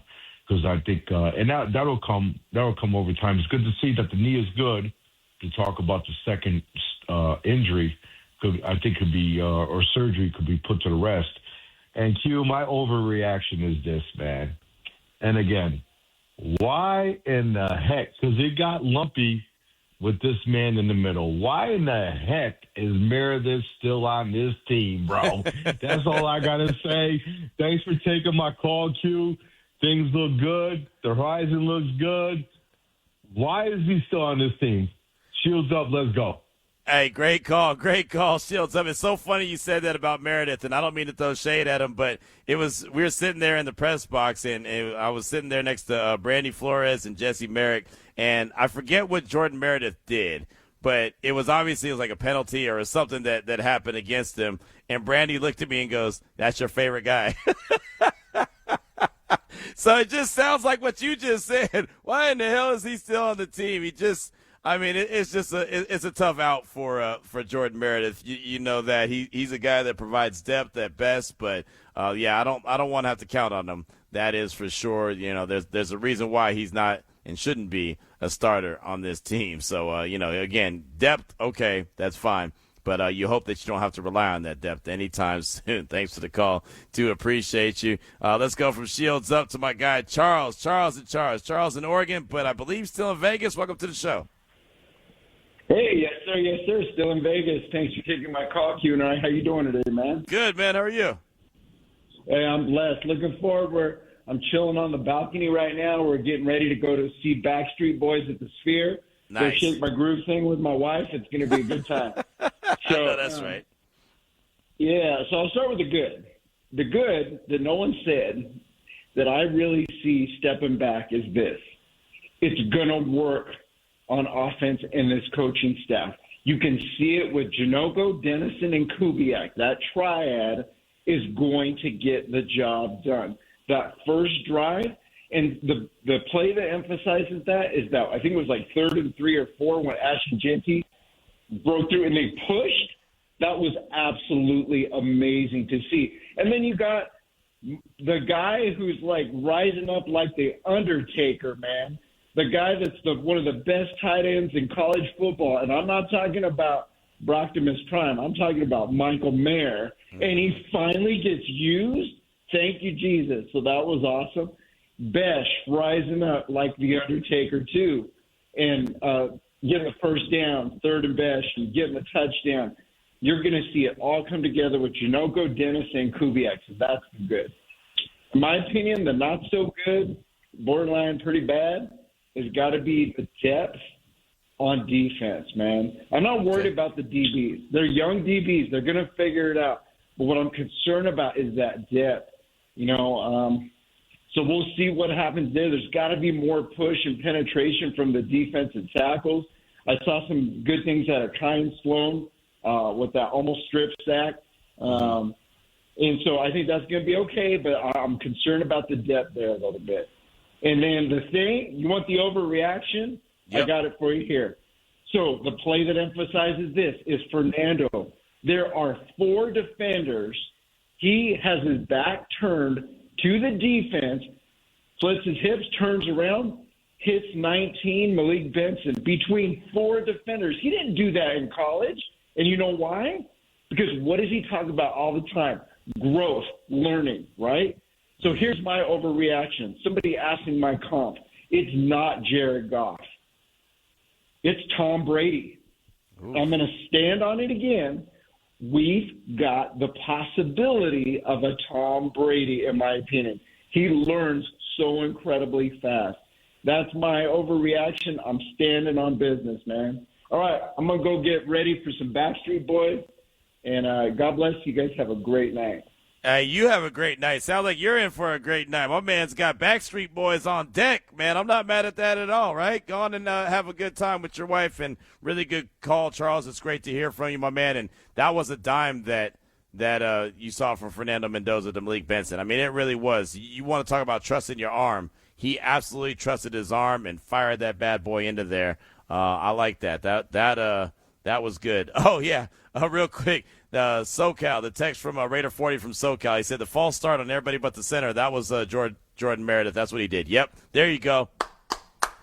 Thank you, Raider 40 from SoCal. Appreciate that. I knew I wasn't crazy. I mean, I know I'm crazy, but I knew I wasn't that crazy. So thanks so much for that text. Do appreciate you, Charles. Really good call. And we'll see. I mean, that could be an overreaction. We'll see exactly who Fernando turns into. But the one thing I could tell you that I feel very confident about, and maybe it's an overreaction on my part, he's going to be a really good quarterback.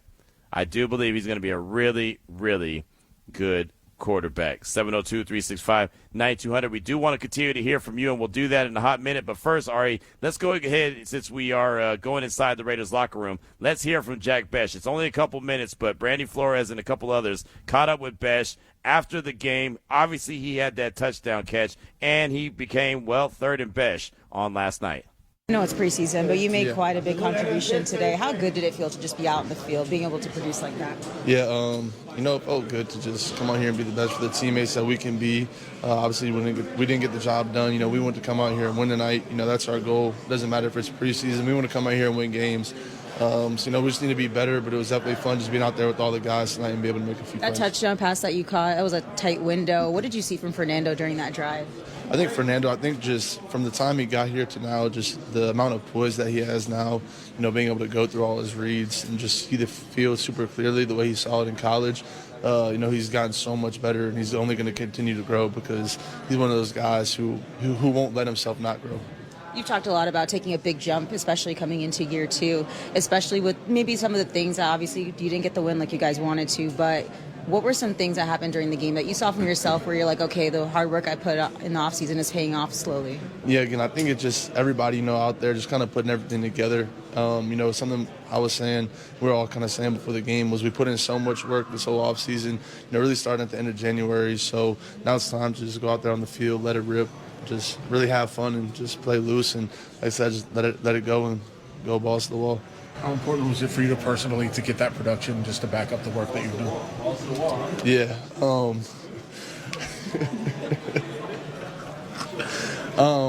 No, like I said, it was good. But again, like I was saying, we want to come out here and win. We don't care that it's the preseason, and we didn't get our job done. So, like I said, it was fun being out with the guys, but, we didn't accomplish what we wanted to come out here and do tonight. Jack Bech in the locker room following the game, 3 catches, 2 first downs and a touchdown. You can't ask for too much more from the second-year wide receiver who, well, that's what he did his rookie year. He just didn't get very many opportunities to do that. So I feel very confident checking that box. We do want to hear from you at 702-365-9200. We don't have any more live guests the rest of the show. All we have is you. We have plenty of sound from the Raiders locker room. We got plenty to get to, but definitely want you to have an opportunity to get in on this Aloha Friday. Give me one good, one bad, and one overreaction from last night's game. We'll take you back inside the locker room coming up at the top of the hour. But again, we'll hear from you next here on RaiderNation Radio 920.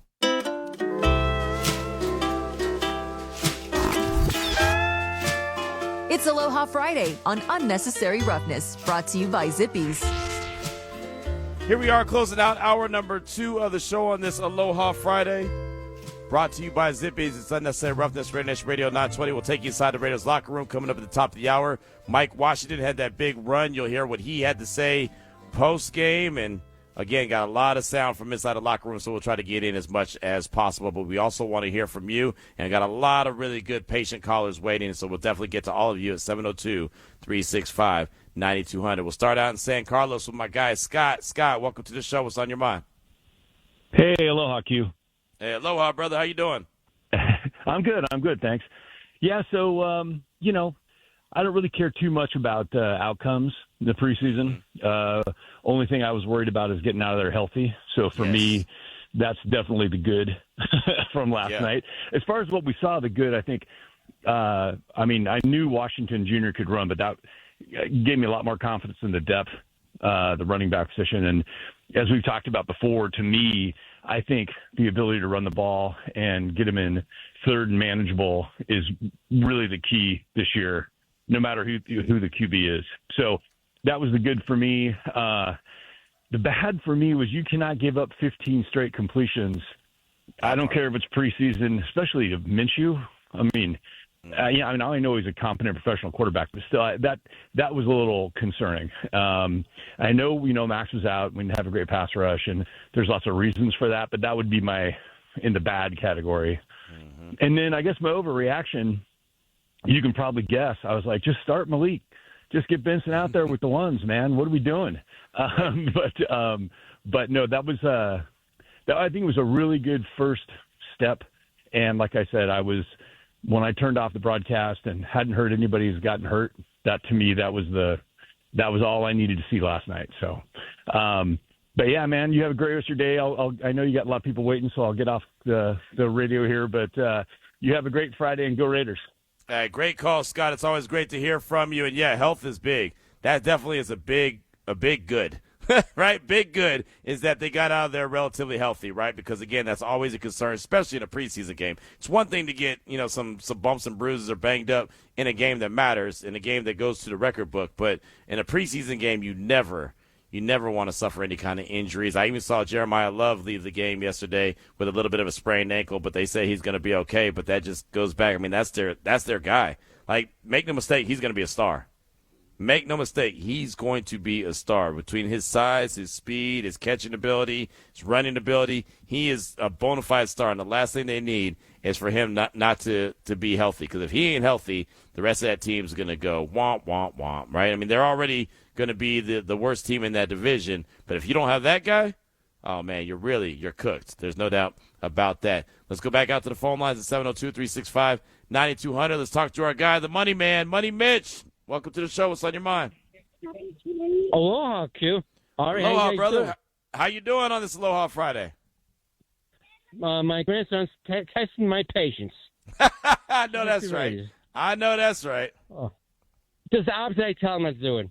And he's got these two cars. There's one kid who's like 18 months. He wanted to look at his share. He starts screaming for like 10 minutes. All he had to do was just share. So he's got so many cars, even if he doesn't get it back, what's the big deal? He wouldn't share. Come here to play in the park. You share your cars. He's going up these obstacles, these staircases with a car in each hand. You got to have your hands free. That's why I stay behind him in case he falls back. Hope I can catch him. Yeah, hope so. From what I heard and read, I'm liking Mendoza. Pretty good start. Okay. Backfield's looking pretty good. Mm-hmm. Overrated maybe a little bit. Mike Mayer, just 2 catches, 19 yards. It's your third year. Get moving.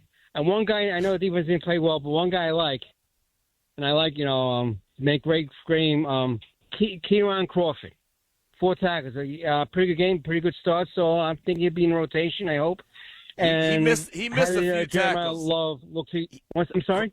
Crawford had multiple opportunities, man, to get a sack, and he overran the play, or the quarterback just slid to the side and got out of the way. So Crawford, he might have had some tackles, but he didn't really have a good game. No, was that a Keaton Slovis, ex-USC guy that he missed? I mean, yes. Garner. Yes. Yeah, okay, I thought so. Garner's a third stringer. I think he's made his money. He made his coin. And one more thing, what you think of Jeremiah Love? Love the name Jeremiah. You know why? And love the love. He's gonna be a star, like you said. Yep. Cool. Have a nice weekend. All right, brother. You too. There you go. Money Mitch playing in the park with his grandkid. I like it. You got to get the cars and everything together. Thanks for the call. Do appreciate you. 702-365-9200. We'll kick off hour number 3 hearing from you and Mike Washington Jr. on RaiderNation Radio 920.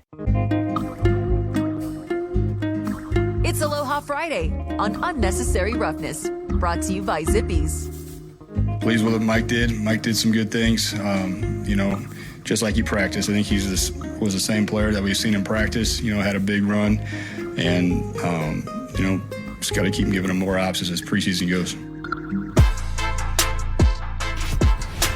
2-back set, Jack Bech in motion, Benson to the far right. Fernando going to hand it off to Washington Jr. up the middle. He's got room. He kicks it out to the left. He's going down the left side, 40, 30, 20. Can he come inside? Brought down at the 13-yard line. There was the burst when he found the hole, bounced out to the left for a big gain. It's Unnecessary Roughness, presented by Meineke, doing car care right. Here's your boy Q. Big run right there from Mike Washington. You heard Clint Kubiak talking about Washington, but that big play, big highlight, set up Fernando Mendoza and Jack Bech on that touchdown drive. But that was the big play right there that made it all get rolling. Because remember, the Raiders they had just had a nice pass play. It had been Mendoza to Benson, and then they lost some yardage, and then all of a sudden, boom, Washington hit that big play, and they eventually get into the end zone. Mendoza to Bech, and that was a really good drive, well orchestrated. Many different aspects of the team had to come together on that one. It's Unnecessary Roughness here on RaiderNation Radio 920. We will take you inside the locker room and hear from Mike Washington in a few minutes, but we do want to hear from you at 702-365-9200. We've been talking about one good, one bad, and one overreaction from last night's game. Rob in Oakland hit us on the text line.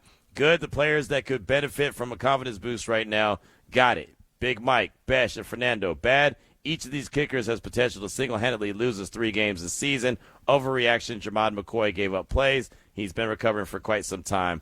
Rob in Oakland, 1, 2, 3. Really good punch right there. I like that text. Thanks, Rob, for the contribution. Do appreciate you. Let's go back out to the phone lines and talk to our guy, 13-4, Mike from Henderson. Mike, welcome to the show. What's on your mind? Hey, big guy. What's up, Q? Son, how you doing? Speaking of McCoy got pushed off on that first touchdown. I'm so sick of us not being able to call offensive pass interference.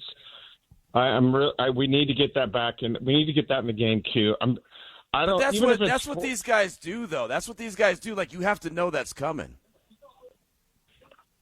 I disagree, Q. I don't like it in the game. It's cheating. It's like, we just fixed baseball with the ABS or whatever it's called, automatic, whatever. I love it because those catchers cheated. They framed it all game long, and I don't like watching cheaters. And that guy cheated. I don't like it. I want it fixed, Q. You're on ESPN tonight. Come on, get her done. I got you. No problem. Get it done for me, bro. I'm a rules guy, dude. I got all kinds of rules I can throw at you. Okay. I love Washington Jr. I got Arkansas ties. My uncle went there. My grandpa lived and died in Arkansas. And then I got Oregon ties. I'm from Santa Cruz. Told her I went to a 70s Raider game, but my mom moved up to Oregon with my sister, so I became an Oregon Ducks fan. So my point is Benson is a little hidden steal, and they got so much talent in Oregon that guys like him don't get thrown at enough. Like if he was on a regular team, he would have been 1,500 guy, 1,500 yard guy. So I love Benson. I love Washington Jr. I love our draft this year. I thought it was way better than last year. I like it too. There you go. The one thing I want to keep in mind, I know everybody's hailing Kirk Cousins. I love him. Obviously, we all love him, but Mendoza can move, okay? Mm-hmm. And if we start getting our line like we've had in the recent, I know we got Lindenbaum, love him, but if we start needing the quarterback to run, that's why we got Mendoza. So keep in mind his legs. I know Kirk is everything right now, but remember Mendoza can run, and that'll make up for his lack of all the playbooks. That's all I got for you, Q. Don't give up on my boy Mendoza yet. Oh, no, never that. Thanks for the call. Appreciate you. 13-4, Mike right there from Henderson. I thought it was Aloha Friday. He turned it into a Love Friday, right? He showed all the love, and I'm all right with that. But, yeah, look, when it comes to, wide receivers pushing off on DBs, they've been doing that since day one. There's a whole building called the Pro Football Hall of Fame of wide receivers that were masters at that. That's just the hand-checking that goes on. And that push-off that McCoy suffered on that first touchdown, yeah, it was a push-off. It wasn't that major, though. If McCoy turns his head, and look, I'll give him this, and I definitely still have to take the secondary and the defensive backs to task anyway. But if he turns his head around, he can make a play on that ball. It wasn't like it was terrible coverage. He just has to turn his head and be comfortable. With that being said, as Robin Oakland said, that he's still knocking off the rust. He hasn't played football since 2024, so there's something to be said about that. But look, those guys you brought up, the catchers that frame the ball, and I mean that's good. That's good play. You know what I mean? Like you're a really good catcher if you're able to frame the ball the way that they do. And I mean some of the best pitchers and catchers, that battery that we've seen in baseball is because they have that knack and that skill set. That's just, I mean, basketball players, we pushed off all the time too, right? One of the most famous MJ game winners was a push-off on Byron Russell. And it was a clear push-off, but it was a hell of a basket. I mean, that's what it is. Everyone's always looking for an advantage. DBs are always trying to grab the back of a jersey and tug a little bit, and wide receivers are always trying to give a little bit of a push to create a little separation. I think that there's nothing wrong with that. That's just kind of what it is. That's how the game is going to go. So I think if that had been Jack Bech that did that to one of their wide receivers, or Malik Benson had done that to one of their DBs, I mean, I don't think anybody would be like, well, that was a push-off. They'd be like, hey, man, that's a savvy veteran right there. I know he's a rookie, but that's a savvy veteran move, that little push-off right there. So I don't get worked up too much over that. When it's blatant, when it's one where the arms are clearly extended really far, that's one thing. But a slight push-off, I'm not going to get upset about that. But really good call, man. Definitely do appreciate that. Keep that feedback coming, 702-365-9200. Hot Sauce Raider had this funny text. Q, this has nothing to do with nothing. But I was thinking, how can you call Money Mitch if he has to be reimbursed the other day? LOL. Have a great weekend. Yeah, that's true. Money Mitch is cheap money, or not my Money Mitch, right? He's like, hey, man, I'm Money Mitch, but you're going to have to pay me back. The funny thing that you say that it reminds me when Little Q was like really truly Little Q. He was probably like 6, maybe 7 at the oldest at the time, and he had his little wallet that he used to keep in his clothes dresser, right? He always had it there, and he would stack his money. And Lil Q's cheap. He don't want to spend. He's still cheap. He don't want to spend no money, right? He wants to make sure that he stacks his money. He holds on to that stuff tight.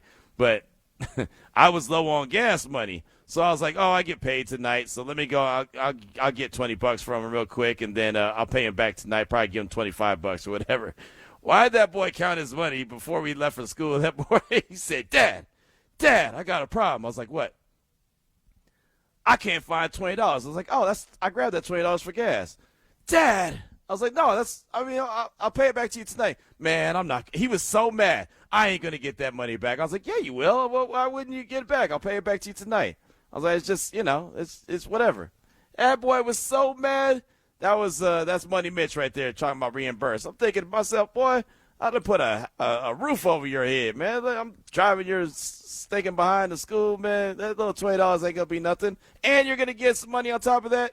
So, yeah, he held me to that, man. He waited till I got to the house. He was like, Dad, did you cash your check?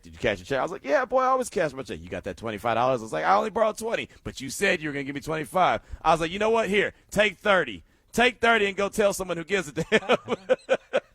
I'm not going to lie. I think cheap kids are the best. I think it is amazing when a kid. Yeah, with cheap kids are the best because they're spending your money. Yeah, of course, you're going to take the father approach. I'm saying a kid who's concerned or was always thinking about money, like you shouldn't be as a kid. But I love that mentality, and that takes you a long way in life when you figure out what money's really about. And that, maybe I just... Yeah, I want them to be cheap, but I don't want it to cost me extra money. Well, of course, yeah.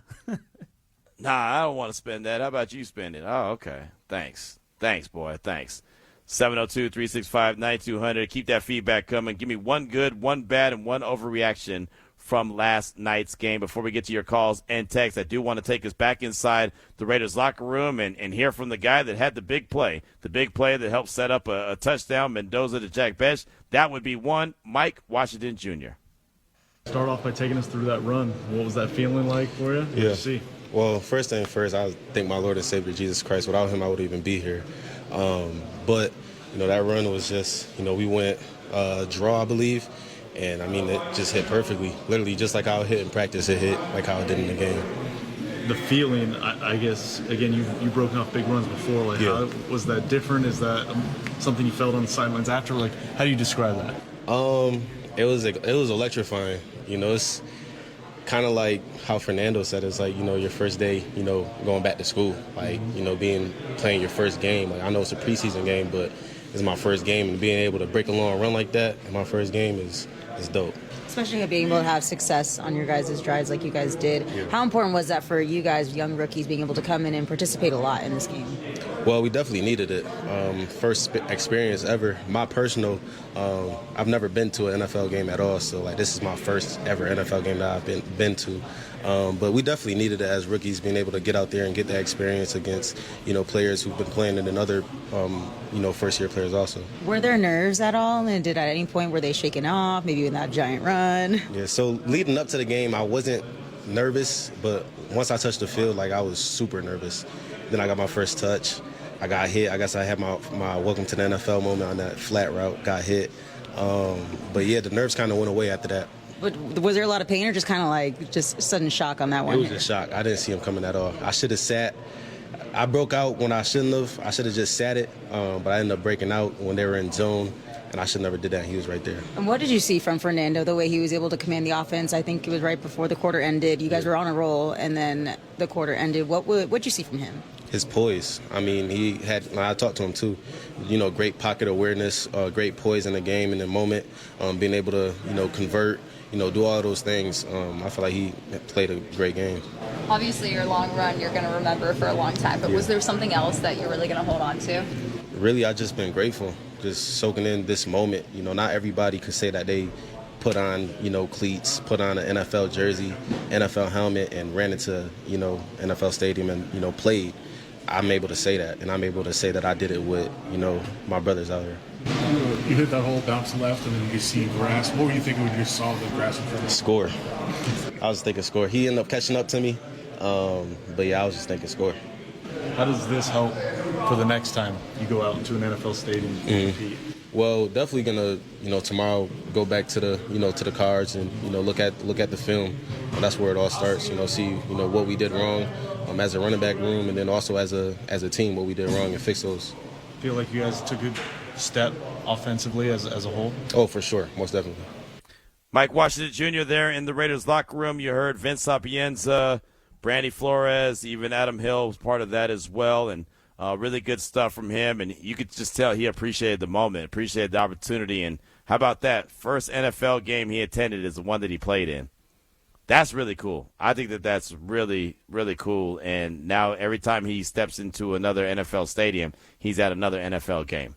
And, again, he's participating in that game. A guy that I have a lot of respect for, and a guy that I do believe is going to help out this team in a major way, even though he's not going to be doing a ton of the heavy lifting. That's going to be the Ashton Genty show.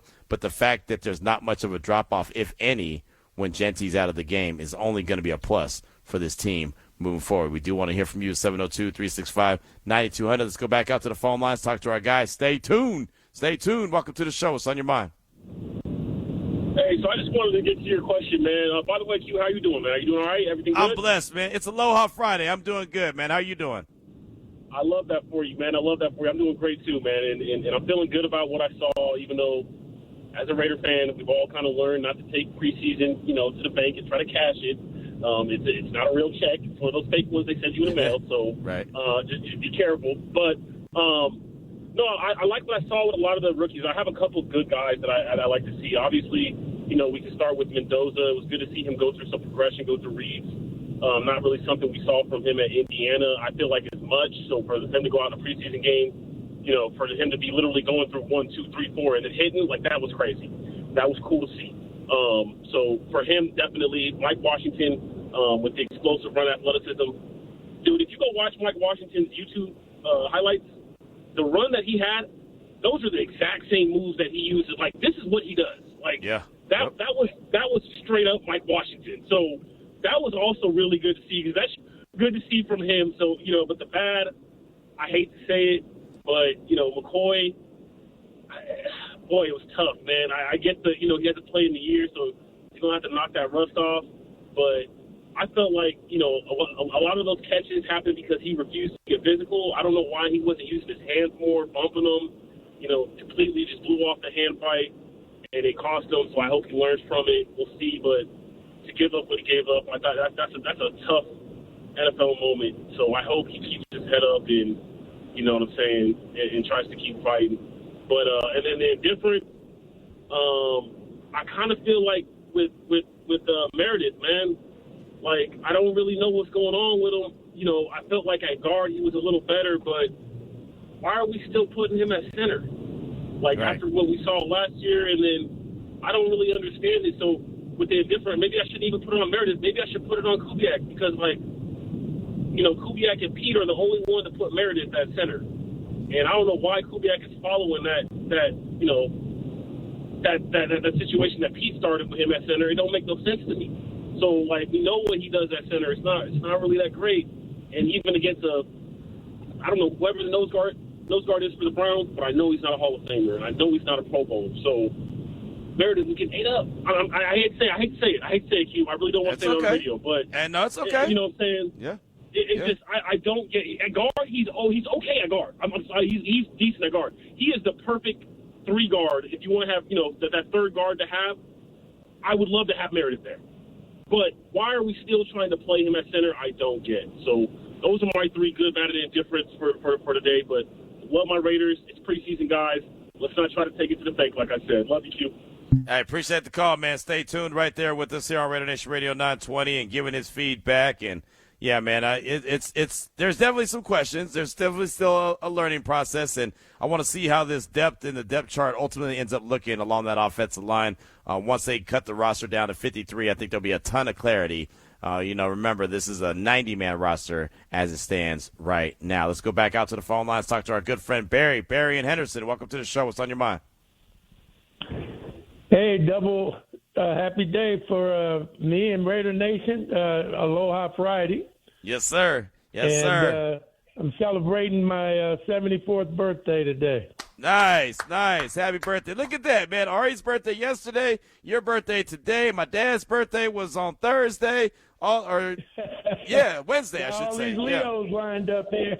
Yep. Mm-hmm. I'm 74 years young. So, man, I'm all enthused for the coming 2026 season. My good is the great thin window pass Fernando Mendoza made to Malik Benson. Headed back to the defense, turned and made that thin window pass. That's just the tip of the iceberg. We got tons of that coming in the future career of Fernando and for the great Raiders. That was I love that pass that he threw to Malik Benson. And that great window pass he threw to Jack Bech in the end zone. Yeah. My bad is, the kicking game, man. Come on. We can't be putting oppositions on the 40-yard line. We got to do better than that. But this is preseason, and first game of preseason. That's what preseason's for, to get the kinks out. I expect that to get better. The overreaction is, the secondary, the pass defense. Again, we got a lot of youth in our secondary. They will learn. This is preseason. Right. I don't want to overstate that, but those kids, they will learn. We will step up on that pass defense. And that's all I got there. Hey, man, great call, Barry. It's great to hear from you. Happy birthday again. Happy 74, man. Definitely appreciate you chiming in. And, yeah, don't worry. I'll clean out that secondary. I'll clean them out for everything that ails them. They'll be all right, man. We'll make sure to take care of that in a few minutes here on the show. Trust and believe that. So, keep that feedback coming. Really like to hear from you. And, yeah, Mendoza on those passes to Bech and to Malik Benson, those were some throws. Those were some big boy throws. And he showed it, even outside when he got a first down, throwing it out there to Bech. I mean, that was a big boy throw as well, and Bech made a big boy catch. So there's definitely plenty to like. Again, it was just a small sample size when it came to one preseason game, but there was still really some good areas that you could build off of, and 99% of it came from the offensive side of things. The defensive side of things, well, they still have work to do. 702-365-9200. Real quick. Big Mike in 702 said, what's the word of the day? The word of the day is what, Ari? Flight? No, it's hotel. I'm sorry, that's how distracted I am. Hotel. I had to think really hard. My brain was working real hard. I was like, what the hell? That was a pause for real. Because it was flight the other day, yeah. Yeah, so that's what I thought. Well, I know it's the last one. So the word of the day is hotel. Text that in to 702-365-9200. You have till 5 o'clock. That'll get you in to win. It's a final day, summer of fun. Win the trip or win the cash. The trip is to Hawaii. The cash is $3,000. But, yeah, hotel. Don't let me mess you up. Hotel, we need someone to get in to win and someone to get win that trip from this show. So hotel, 702-365-9200. Also, we got this from Vegas Pete. He said, it's funny, one of your callers was complaining about guys pushing off. The Raiders' motto was, if you're not cheating, you're not trying. LOL. The good, Bech stepped up in Mendoza. The bad was the defense looked that bad in person as they did on TV. And Arizona was 6 for 6 on third down at one point. Yeah, no doubt. No doubt. Really good text, Vegas Pete. We do appreciate that. Let's keep the party rolling. Talk to our guy, Bernard. Bernard, welcome to the show. What's on your mind? It's Aloha Friday. Hey, what's going on? I'm going to call you the authentic Q, man, because your radio, your show is the most authentic, man. I know the other people represent the Raiders, but you, like I said, you walked across the BART ramp and you've been in the parking lot buying the T-shirts and the hats, so they don't know about that, Q. So it's just different listening to your show, bro. For me, the good is Mayor and the team just looking, very organized. I think sometimes we forget how big of a human being that dude is, man. He is a big man, and I don't think those dudes went to tackling when he caught that touchdown, because they slipping and sliding all over the place. They could have came in there. They didn't want that business. Right. The bad it's the penalties. I know it's first game, and the penalties, Q, and you said it. They just not good enough to overcome penalties. You know what I mean? They just not. So, and they take away big plays. I forget what game that was last year where maybe it was the Denver game where Genty had that long run and then it got called back, and it just seemed like it just sucked the air out of the team. They just not good enough yet to do that. And overreaction, I wasn't gonna say the DBs, but I'm gonna say us, man. It's the fans, man. I think we overreacted. It's the first preseason game, so overreaction. We so thirsty for football, and we just nitpicking. And they got 90 players on the team right now, so let's let them trim the roster down a little bit after the first cuts and the second cuts and all that. And I think we have a way better idea of what they're trying to do. And then just one more quick thing on Clint Kubiak. His press conference. They was talking to him, and somebody asked him a question about about the play and what he thought, and he was just he's just so direct. He said we're gonna look at the film, and then he said after that we'll meet and we're gonna go tell the truth. And I was like, man, so he just about business. He said we're gonna go tell the truth. Yep. And I know that they got that podcast out there taped on live, but that saying's been around for so long. And he just said it. We're gonna go look at the film, and then we're gonna go tell you the truth, and we're gonna leave it at that. So, I think that they're on the right track. Everybody thirsty for football, but bingo, overreaction. It's us, man. We just thirsty for football, so we've been picking right now. So, Q, Aloha Friday. Enjoy your weekend, man. Talk to you next week. All right, Bernard, appreciate you, man. Really good call on this Aloha Friday, brought to you by Zippies. Always do feel really good about Aloha Friday. So I want to take you back inside the locker room real quick. We've already heard from Jack Bech. He made a nice play. Already heard from Mike Washington Jr. He made a nice play. But what about the big boys up front? Tyler Linderbaum was one of the guys that Brandy and folks caught up with in the Raiders locker room, but they also caught up with Spencer Burford. Spencer Burford came over from the 49ers by way of free agency. He's the guy right now listed as a starter on the depth chart. Again, it's only August 14th, so that could change, right? That's still TBD, but he had a couple things that he wanted to say following the game, and Brandy and others caught up with him after the game, and here's what he had to say. Quick little sample size for you, but what did you make of what you guys were able to accomplish early on? I felt that we came out pretty strong, with a quick little 10-play drive. Just a lot of things that we can even clean up within, those few plays that we did have. But I feel like we're taking the right steps and we're moving forward in the right way. In terms of taking that next step and another building block, right? How happy are you in totality with what that looked like? Like I said, I'm just glad the guys came out here and fought hard. First preseason game, a lot of guys, making sure that they just getting their feet wet in the league as far as just getting the base kind of emphasis of how the league works, the speed, just adjusting to a lot of things. I feel like we're going to come back strong. What was the communication like just on the sidelines, not just with your group, but the entire team? All right, the entire team, everybody was coaching, just making sure that you can give the next guy a little few pointers, new coaching points, as far as just tightening up on this or tightening up on that, or you did great on this, great on that. Just making sure that we're all working towards the same thing, making sure that everybody's on the same court. A lot of different new pieces on this offensive line, you coming in especially, but a lot of different guys, new schemes as well, especially getting this first drive under your guys' belts. How does that overall give you guys that extra boost of confidence as you try to continue to communicate together? Like you said, each week, each day that you come in with these guys, as far as meetings from the practice, off the field, on the field, making sure that you had a camaraderie, make sure that we're all, like I said, working towards the same thing, making sure that we're all on each other's backs, whether that be from the smallest of details to the biggest of detail. Just making sure that we come in, make sure that we fix all the smaller nuances. So then, like you said, it's a long season. So just building on that each week and making sure that we're taking the right steps. That's all. With you being familiar with the type of scheme that you guys are trying to run here, how does that kind of help you feel, I guess, more comfortable in your role? I actually like it because I can help a little bit more. You know what I'm saying? Just giving like a finer, like I said, a little key point, a little tool here, a little tool there. It all makes the grand difference in the scheme. Just making sure that everybody's on, like I said, one accord, making sure that I can help this. If I don't know, I know I can go ask my coach and he'll tell me exactly what they want. Because, like I said, it is a part of the same scheme, but there are like very few nuances about how they run it, how we run it. But in the scheme within itself, it's a great scheme. We got a great coach, got a great OC, got a great head coach. So I like the way they put everything together. And what did you see from Ashton being able to take the steps that he did today? Hey, Ashton's just going to be Ashton at the end of the day, bro. I love that guy. He comes in, he works hard every day.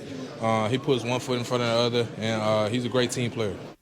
There you go, Spencer Burford in the Raiders locker room post game there, and again, just one of the players that is tasked with getting this team turned around. The Raiders wanted to bring him in as a free agent. He's a guy who's very familiar with the scheme, and we know that the offensive line is very critical that thing gets put together correctly. So heard from Jack Bech, heard from Mike Washington Jr., heard from Spencer Burford. Before the show gets wrapped up, we expect to hear from Malik Benson as well, what he had to say in the Raiders locker room post-game. But, of course, coming up next, we'll hear from you at 702-365-9200. The question I threw out there today, give me one good, one bad, and one overreaction from last night's game. And, well, last night's game also caused something else.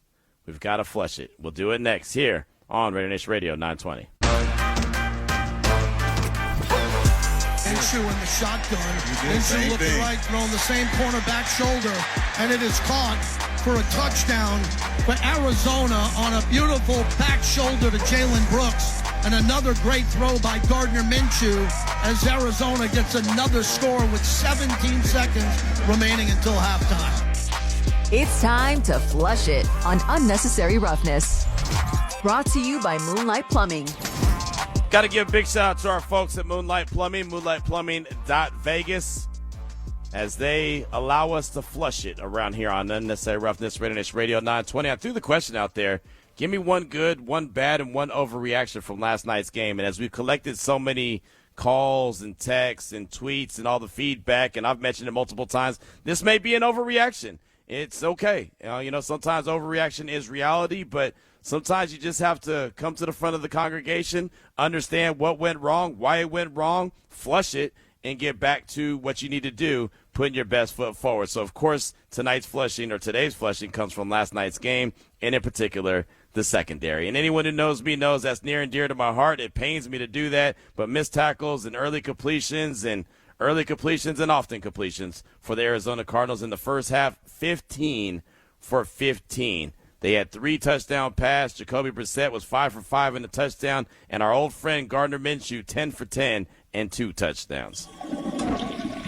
And I've been talking quite a bit about the secondary. I've been talking about the law firm of Masses and McCoy. Well, last night, unfortunately, that wasn't it, right? They were more like a public defender. And anyone who's had to be at a court of law understands that ain't it. That's not what you want. You don't want that public defender. I'm going to give them the benefit of the doubt. They're young rookies, and McCoy hasn't played football in a very long time. Masses was playing off coverage and third and short. That didn't help. But again, you can't just, keep it near to the vest and say, well, they get a pass because this, that, and the third. Hey, man, if we're going to, criticize anyone, we got to bring all the criticism.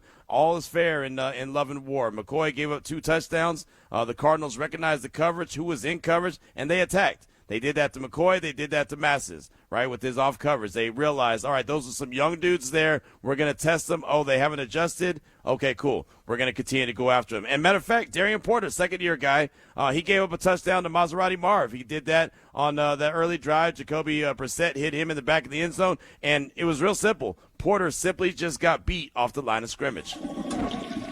So not going to go into too deep a detail because, again, it's a preseason game, so don't want to overreact too much. It's definitely a learning situation. Clint Kubiak was asked about it earlier today when he met with us by way of Zoom, and obviously they're going to take the film, they're going to study it, see what they did wrong, and how to adjust it, knowing that, again, it's preseason, so they're not going to show and disguise some kind of coverages, this, that, and the third, really going to play it pretty vanilla. And as many of you have said on our text line or phone lines, they will get better from this. I do believe that as well. But as all, the Cardinals as a team were 26 out of 30 passing. Think about that. They were 15 for 15 in the first half. They ended the game 26 for 30. That's damn near perfect. Overall passing rating as a team, 130.6. So now that I flushed that, they're good, right?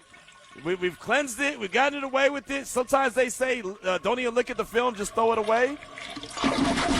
There it is. They completely flushed the film away. They studied it. They looked at it. They saw what they did wrong. It's flushed. Now they're on to H-Town. That flushing right there, as always, is brought to you by Moonlight Plumbing, moonlightplumbing.vegas. I would say you can hit them up on the website, check out everything that they've got going, and find out a way to get a hold of them and even schedule an appointment, 702-355-3939 if you want to give them a call. But no problem is too big or too small for Moonlight. Their services range from residential leaky faucet repair, water heater replacement, commercial plumbing system installs, full remodels. And again, 702-355-3938. That is the number. They are veteran-owned and operated. And, of course, they have military and first responder discounts available as well. So, again, if you need to find out more information, moonlightplumbing.vegas. That's moonlightplumbing.vegas.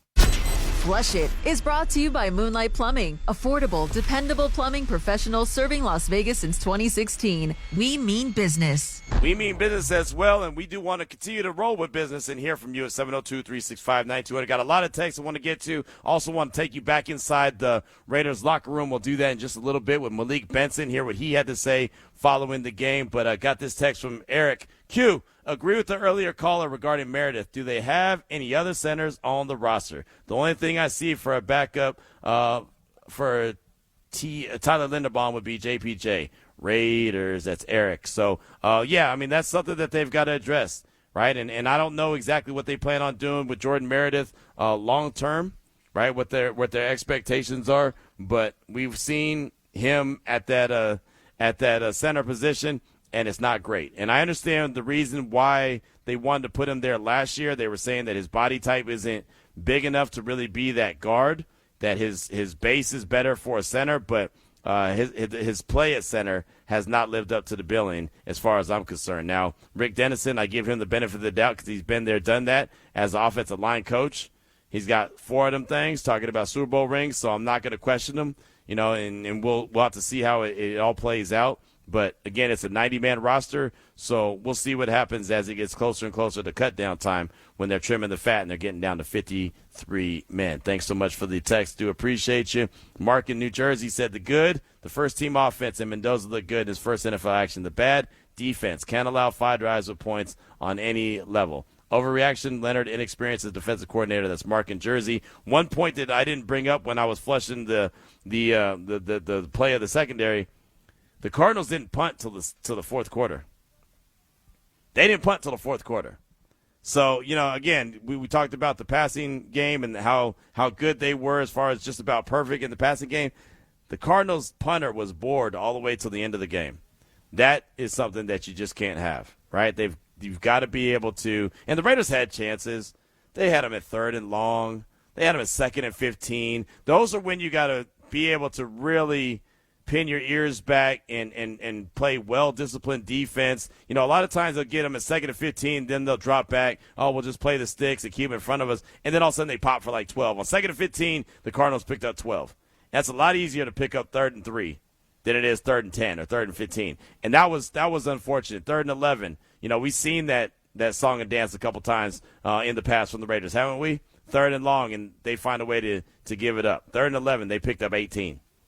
That's the kind of stuff that just can't happen. You got to be better than that.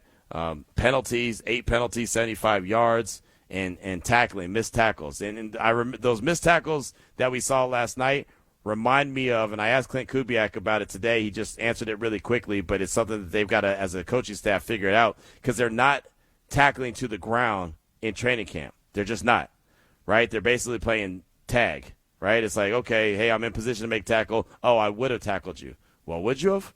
Right? And so it's really hard to tackle and keep them, fundamentally sound when they're not fundamentally attacking anybody. You know what I mean? When they're not doing that. It's really hard to do that in camp. That was actually something that me and Lincoln talked about in the post-game show last night was when you have missed tackles and you don't do any tackling since January. Like, think about that. They haven't tackled anyone since January. So these type of things are going to happen, but how do you address that during, a game when you haven't done it in training camp, and you're not doing it in training camp because you got to protect your people. So that's something that the coach has got to work on. But remember that happened last year in Seattle. Remember the first preseason game? They missed a ton of tackles. Then they came back the second week, and it was a lot better than that. And matter of fact, for the most part, until the Raiders were clearly out of it, they did pretty good with not having missed tackles during games. And then at some point, the floodgates open, and, well, you know how that goes after that. So, yeah, really good stuff, really good feedback. Appreciate it. Keep it coming at 702-365-9200. Raider Jamil hit us up. Hey, Q, it's Raider Jamil from your old hood, San Ramon. The defense looked like the way it did a few years ago under Josh's first year, and we kept saying it's preseason. That continued with teams running on us, and now the secondary is young, also a first-time defensive coordinator. How can Minshew get so many completions? Thanks again, Q, for another strong week. Happy birthday to your pops and Ari, who I didn't realize, and I don't know why I didn't realize this, maybe because the way that we work and the way that we schedule out the week and all that Ari, your birthday was on the same day as my dad's birthday, the 13th. Yes, apparently. It's the same for me, by the way. I heard you say it in the podcast, and then because we do it the night before into the morning, and and then we just both got busy. But yeah, here we are. It's a great day. There you go. Happy birthday to him as well. There you go. No wonder you've been able to stick around so long. I guess so. I haven't ran you off yet. There you go. Stars. There you go. So happy birthday Thank you so again to you, and definitely appreciate that. Let's see, what else did we get? Brazy in Vegas said, Q, the good was points on the first drive. The bad was defense on skates and overreaction as Robbie ain't ready to be a DC. Game 1 of the preseason in the books, looking for improvement from game 1 to 2 because we got to get better every week of the season. Hopefully we see that even in the preseason as Brazy in Vegas. And, yeah, it's funny, man, your overreaction, Robbie ain't ready. I had people tweeting at me at halftime. It literally was halftime. Oh, Q, see, I told you. I knew it. Way too far over his head. I was like, no, it's not even close. Not even close. Things would get worked out. And look, this is a brand new defense with a brand new defensive coordinator who is improving from a defensive line coach, getting the move to the defensive coordinator position. But look how much new has been brought in. From Quay Walker to N'Kobe Dean to Taron Johnson to all the guys they drafted, right? Tonka Hemingway being put up with the first team. There's a lot of new. And, oh, by the way, this guy named Max Crosby wasn't out there either. And not that, it's acceptable because Max wasn't out there, so all things are cured when Max is out there. That's not what I'm saying, but it's just a lot of news. So it's going to be a work in progress, and I really do feel like in the preseason that the offense should have an advantage. So, again, not trying to make excuses. I'll never make excuses for anyone or any unit, but I do believe that the defense will be a lot more improved. That was just one game under their belt. I think that Masters and McCoy are going to be really good DBs. Trading Stukes as well. It's a shame that I didn't mention him earlier. I think he's going to be really good, right? Dalton Johnson, I think he's going to be good. Keon Sloan, the edge, the undrafted free agent, he looked good. He got a sack late in the game. I think that he's going to be good. There's a lot of young pieces on this team that I do believe are going to be good. Now, Tommy Eichenberg getting a 15-yard penalty, that just can't happen, right? I mean, I get it. You're trying to punch the ball out, but once the guy's down, there's no reason to try to punch the ball out and get a 15-yard penalty on top of what Jeremiah Love had ran for 8 yards and a first down, and then you get a 15-yard penalty on top of that. So now you just gave, the guy a 23-yard run. That's a 23-yard play. And as I said, this Raiders team isn't good enough to overcome penalties offensively. They're also not good enough to give away free yards. You can't give 15 yards away. Oh, that's all right. We'll get it back. It don't work that way. You can't do that. So, keep that feedback coming. Really good text, man. Lots of good text today and a lot of good calls. And we do want to hear from you as we close out the show and close out the week at 702-365-9200. I'm looking for one good, one bad, and one overreaction from last night's game. We'll hear from you and Malik Benson as we close out the show. It's RaiderNation Radio 920.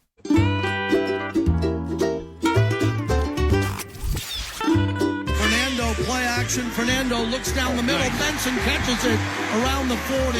Great play action by Fernando as he throws a strike right down the middle of the field. That's exactly where it needed to be, too. It was in between the coverage. Ball comes out of his hand really nice. That's a really good throw. It's Aloha Friday on Unnecessary Roughness. Brought to you by Zippies. That's a big boy throw right there from Fernando Mendoza to Malik Benson, and you saw a little bit of what we've been talking about quite a bit when it comes to Benson and what he's been doing in training camp. He's just making himself available, and he made himself available, and Mendoza hit him on the numbers and just where he had to hit him. Big-time throw, big-time catch, nice play from the Raiders rookies, Mendoza and Benson. It is Raider Nation Radio 920. Unnecessary Roughness. Just got a few minutes left in today's show on this Aloha Friday, brought to you by Zippies. And why not go ahead and hear from the guy who made that nice catch, who's been getting a lot of attention, not only from our guy Scott, but also from just anyone when it comes to the play he's been having in training camp and also what you saw last night in the game. Let's go inside the Raiders locker room and hear from Malik Benson. There's a lot of coaching going on the sidelines from players to players. What was that like, and how helpful, I guess, is that? Again, there's a lot of new, a lot of young. Yeah, just testament just to our team. Just when older guys, come help the rookies. Just get just the coaching points on the sideline when you hear from your coach, but when you hear from your teammates, it just means a little bit more. It seemed when the quarter ended, the offense was getting in a flow with Fernando. What was that like, watching him kind of get dialed in and really speed things up as you guys continue to drive?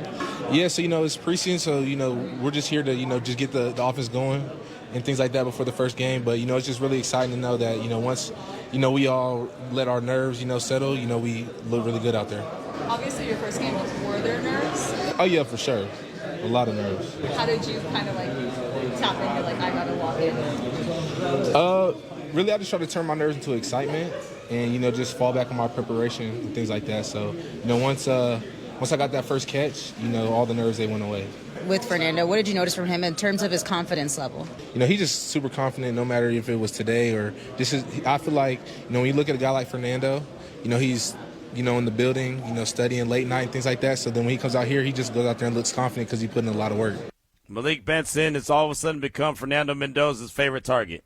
And it's not even close. They've gotten on the same page early and often, and I think that's going to be a nice connection for a while to come. I do believe what we're seeing from Malik Benson is real. It's not, it's just the guys that he's going up against in practice, just the way that he's able to run routes, the way he's able to catch the ball, the way he's able to, find holes in the defense is something that, you just can't always teach that. You just have to either have it or you don't. I do believe Malik Benson has it, and I know Fernando Mendoza has it. Feel very comfortable about that. Dan Orlovsky from ESPN, yesterday we heard him before the game. We heard him say he wants to see Fernando look like, that he's at ease, right? Things are coming natural to him. So we got to hear from Orlovsky. What does he think after seeing what Fernando was able to do on Thursday night? How does he feel about where he's at now? He was clean, he was sharp, there was competency, and it looked like he was in complete control. That's a good sign. You saw a couple third down conversions, which I loved. The ball came out at the right time to the right place. He made some decisions with his legs. He got through his progressions. We saw the underneath center play action pass that's in between those three defenders. So everything that you had hoped to see on display last night, you got a good glimpse of it, and there was a little bit of adversity with some of those third downs, and he ends off capping a really impressive drive, which was his second or third one with that touchdown pass. I think nothing but good last night for the Raiders and Mendoza. There you go. What a turn of events right there when it comes to Dan Orlovsky. Boy, he sounds a whole lot different than he did in the draft process. Sure sounds a whole lot different. I wonder where that guy on Twitter that's been trashing Mendoza, that guy who claims to be a scout, he's like, oh, he's guaranteed to be a bust. And look, I'm not trying to crown Mendoza as a Hall of Famer after one preseason game, but I wonder where that dude is on Twitter. Somehow he always ends up in my mentions, or else he'll chime in on something that I say from practice. Oh, he's a guaranteed bust, this, that, and the other. And I'm like, first of all, you're hiding behind a Twitter account that doesn't have your face on it, nothing. You're just hiding behind whatever you're hiding behind. It's always those anonymous guys that are the ones that are the loudest and have really a whole lot of nothing to say. So that's interesting. But, yeah, hey, look, I give Dan Orlovsky a lot of credit. He said what he wanted to see from Mendoza, then came back the next day and said, I saw what I saw what I needed to see.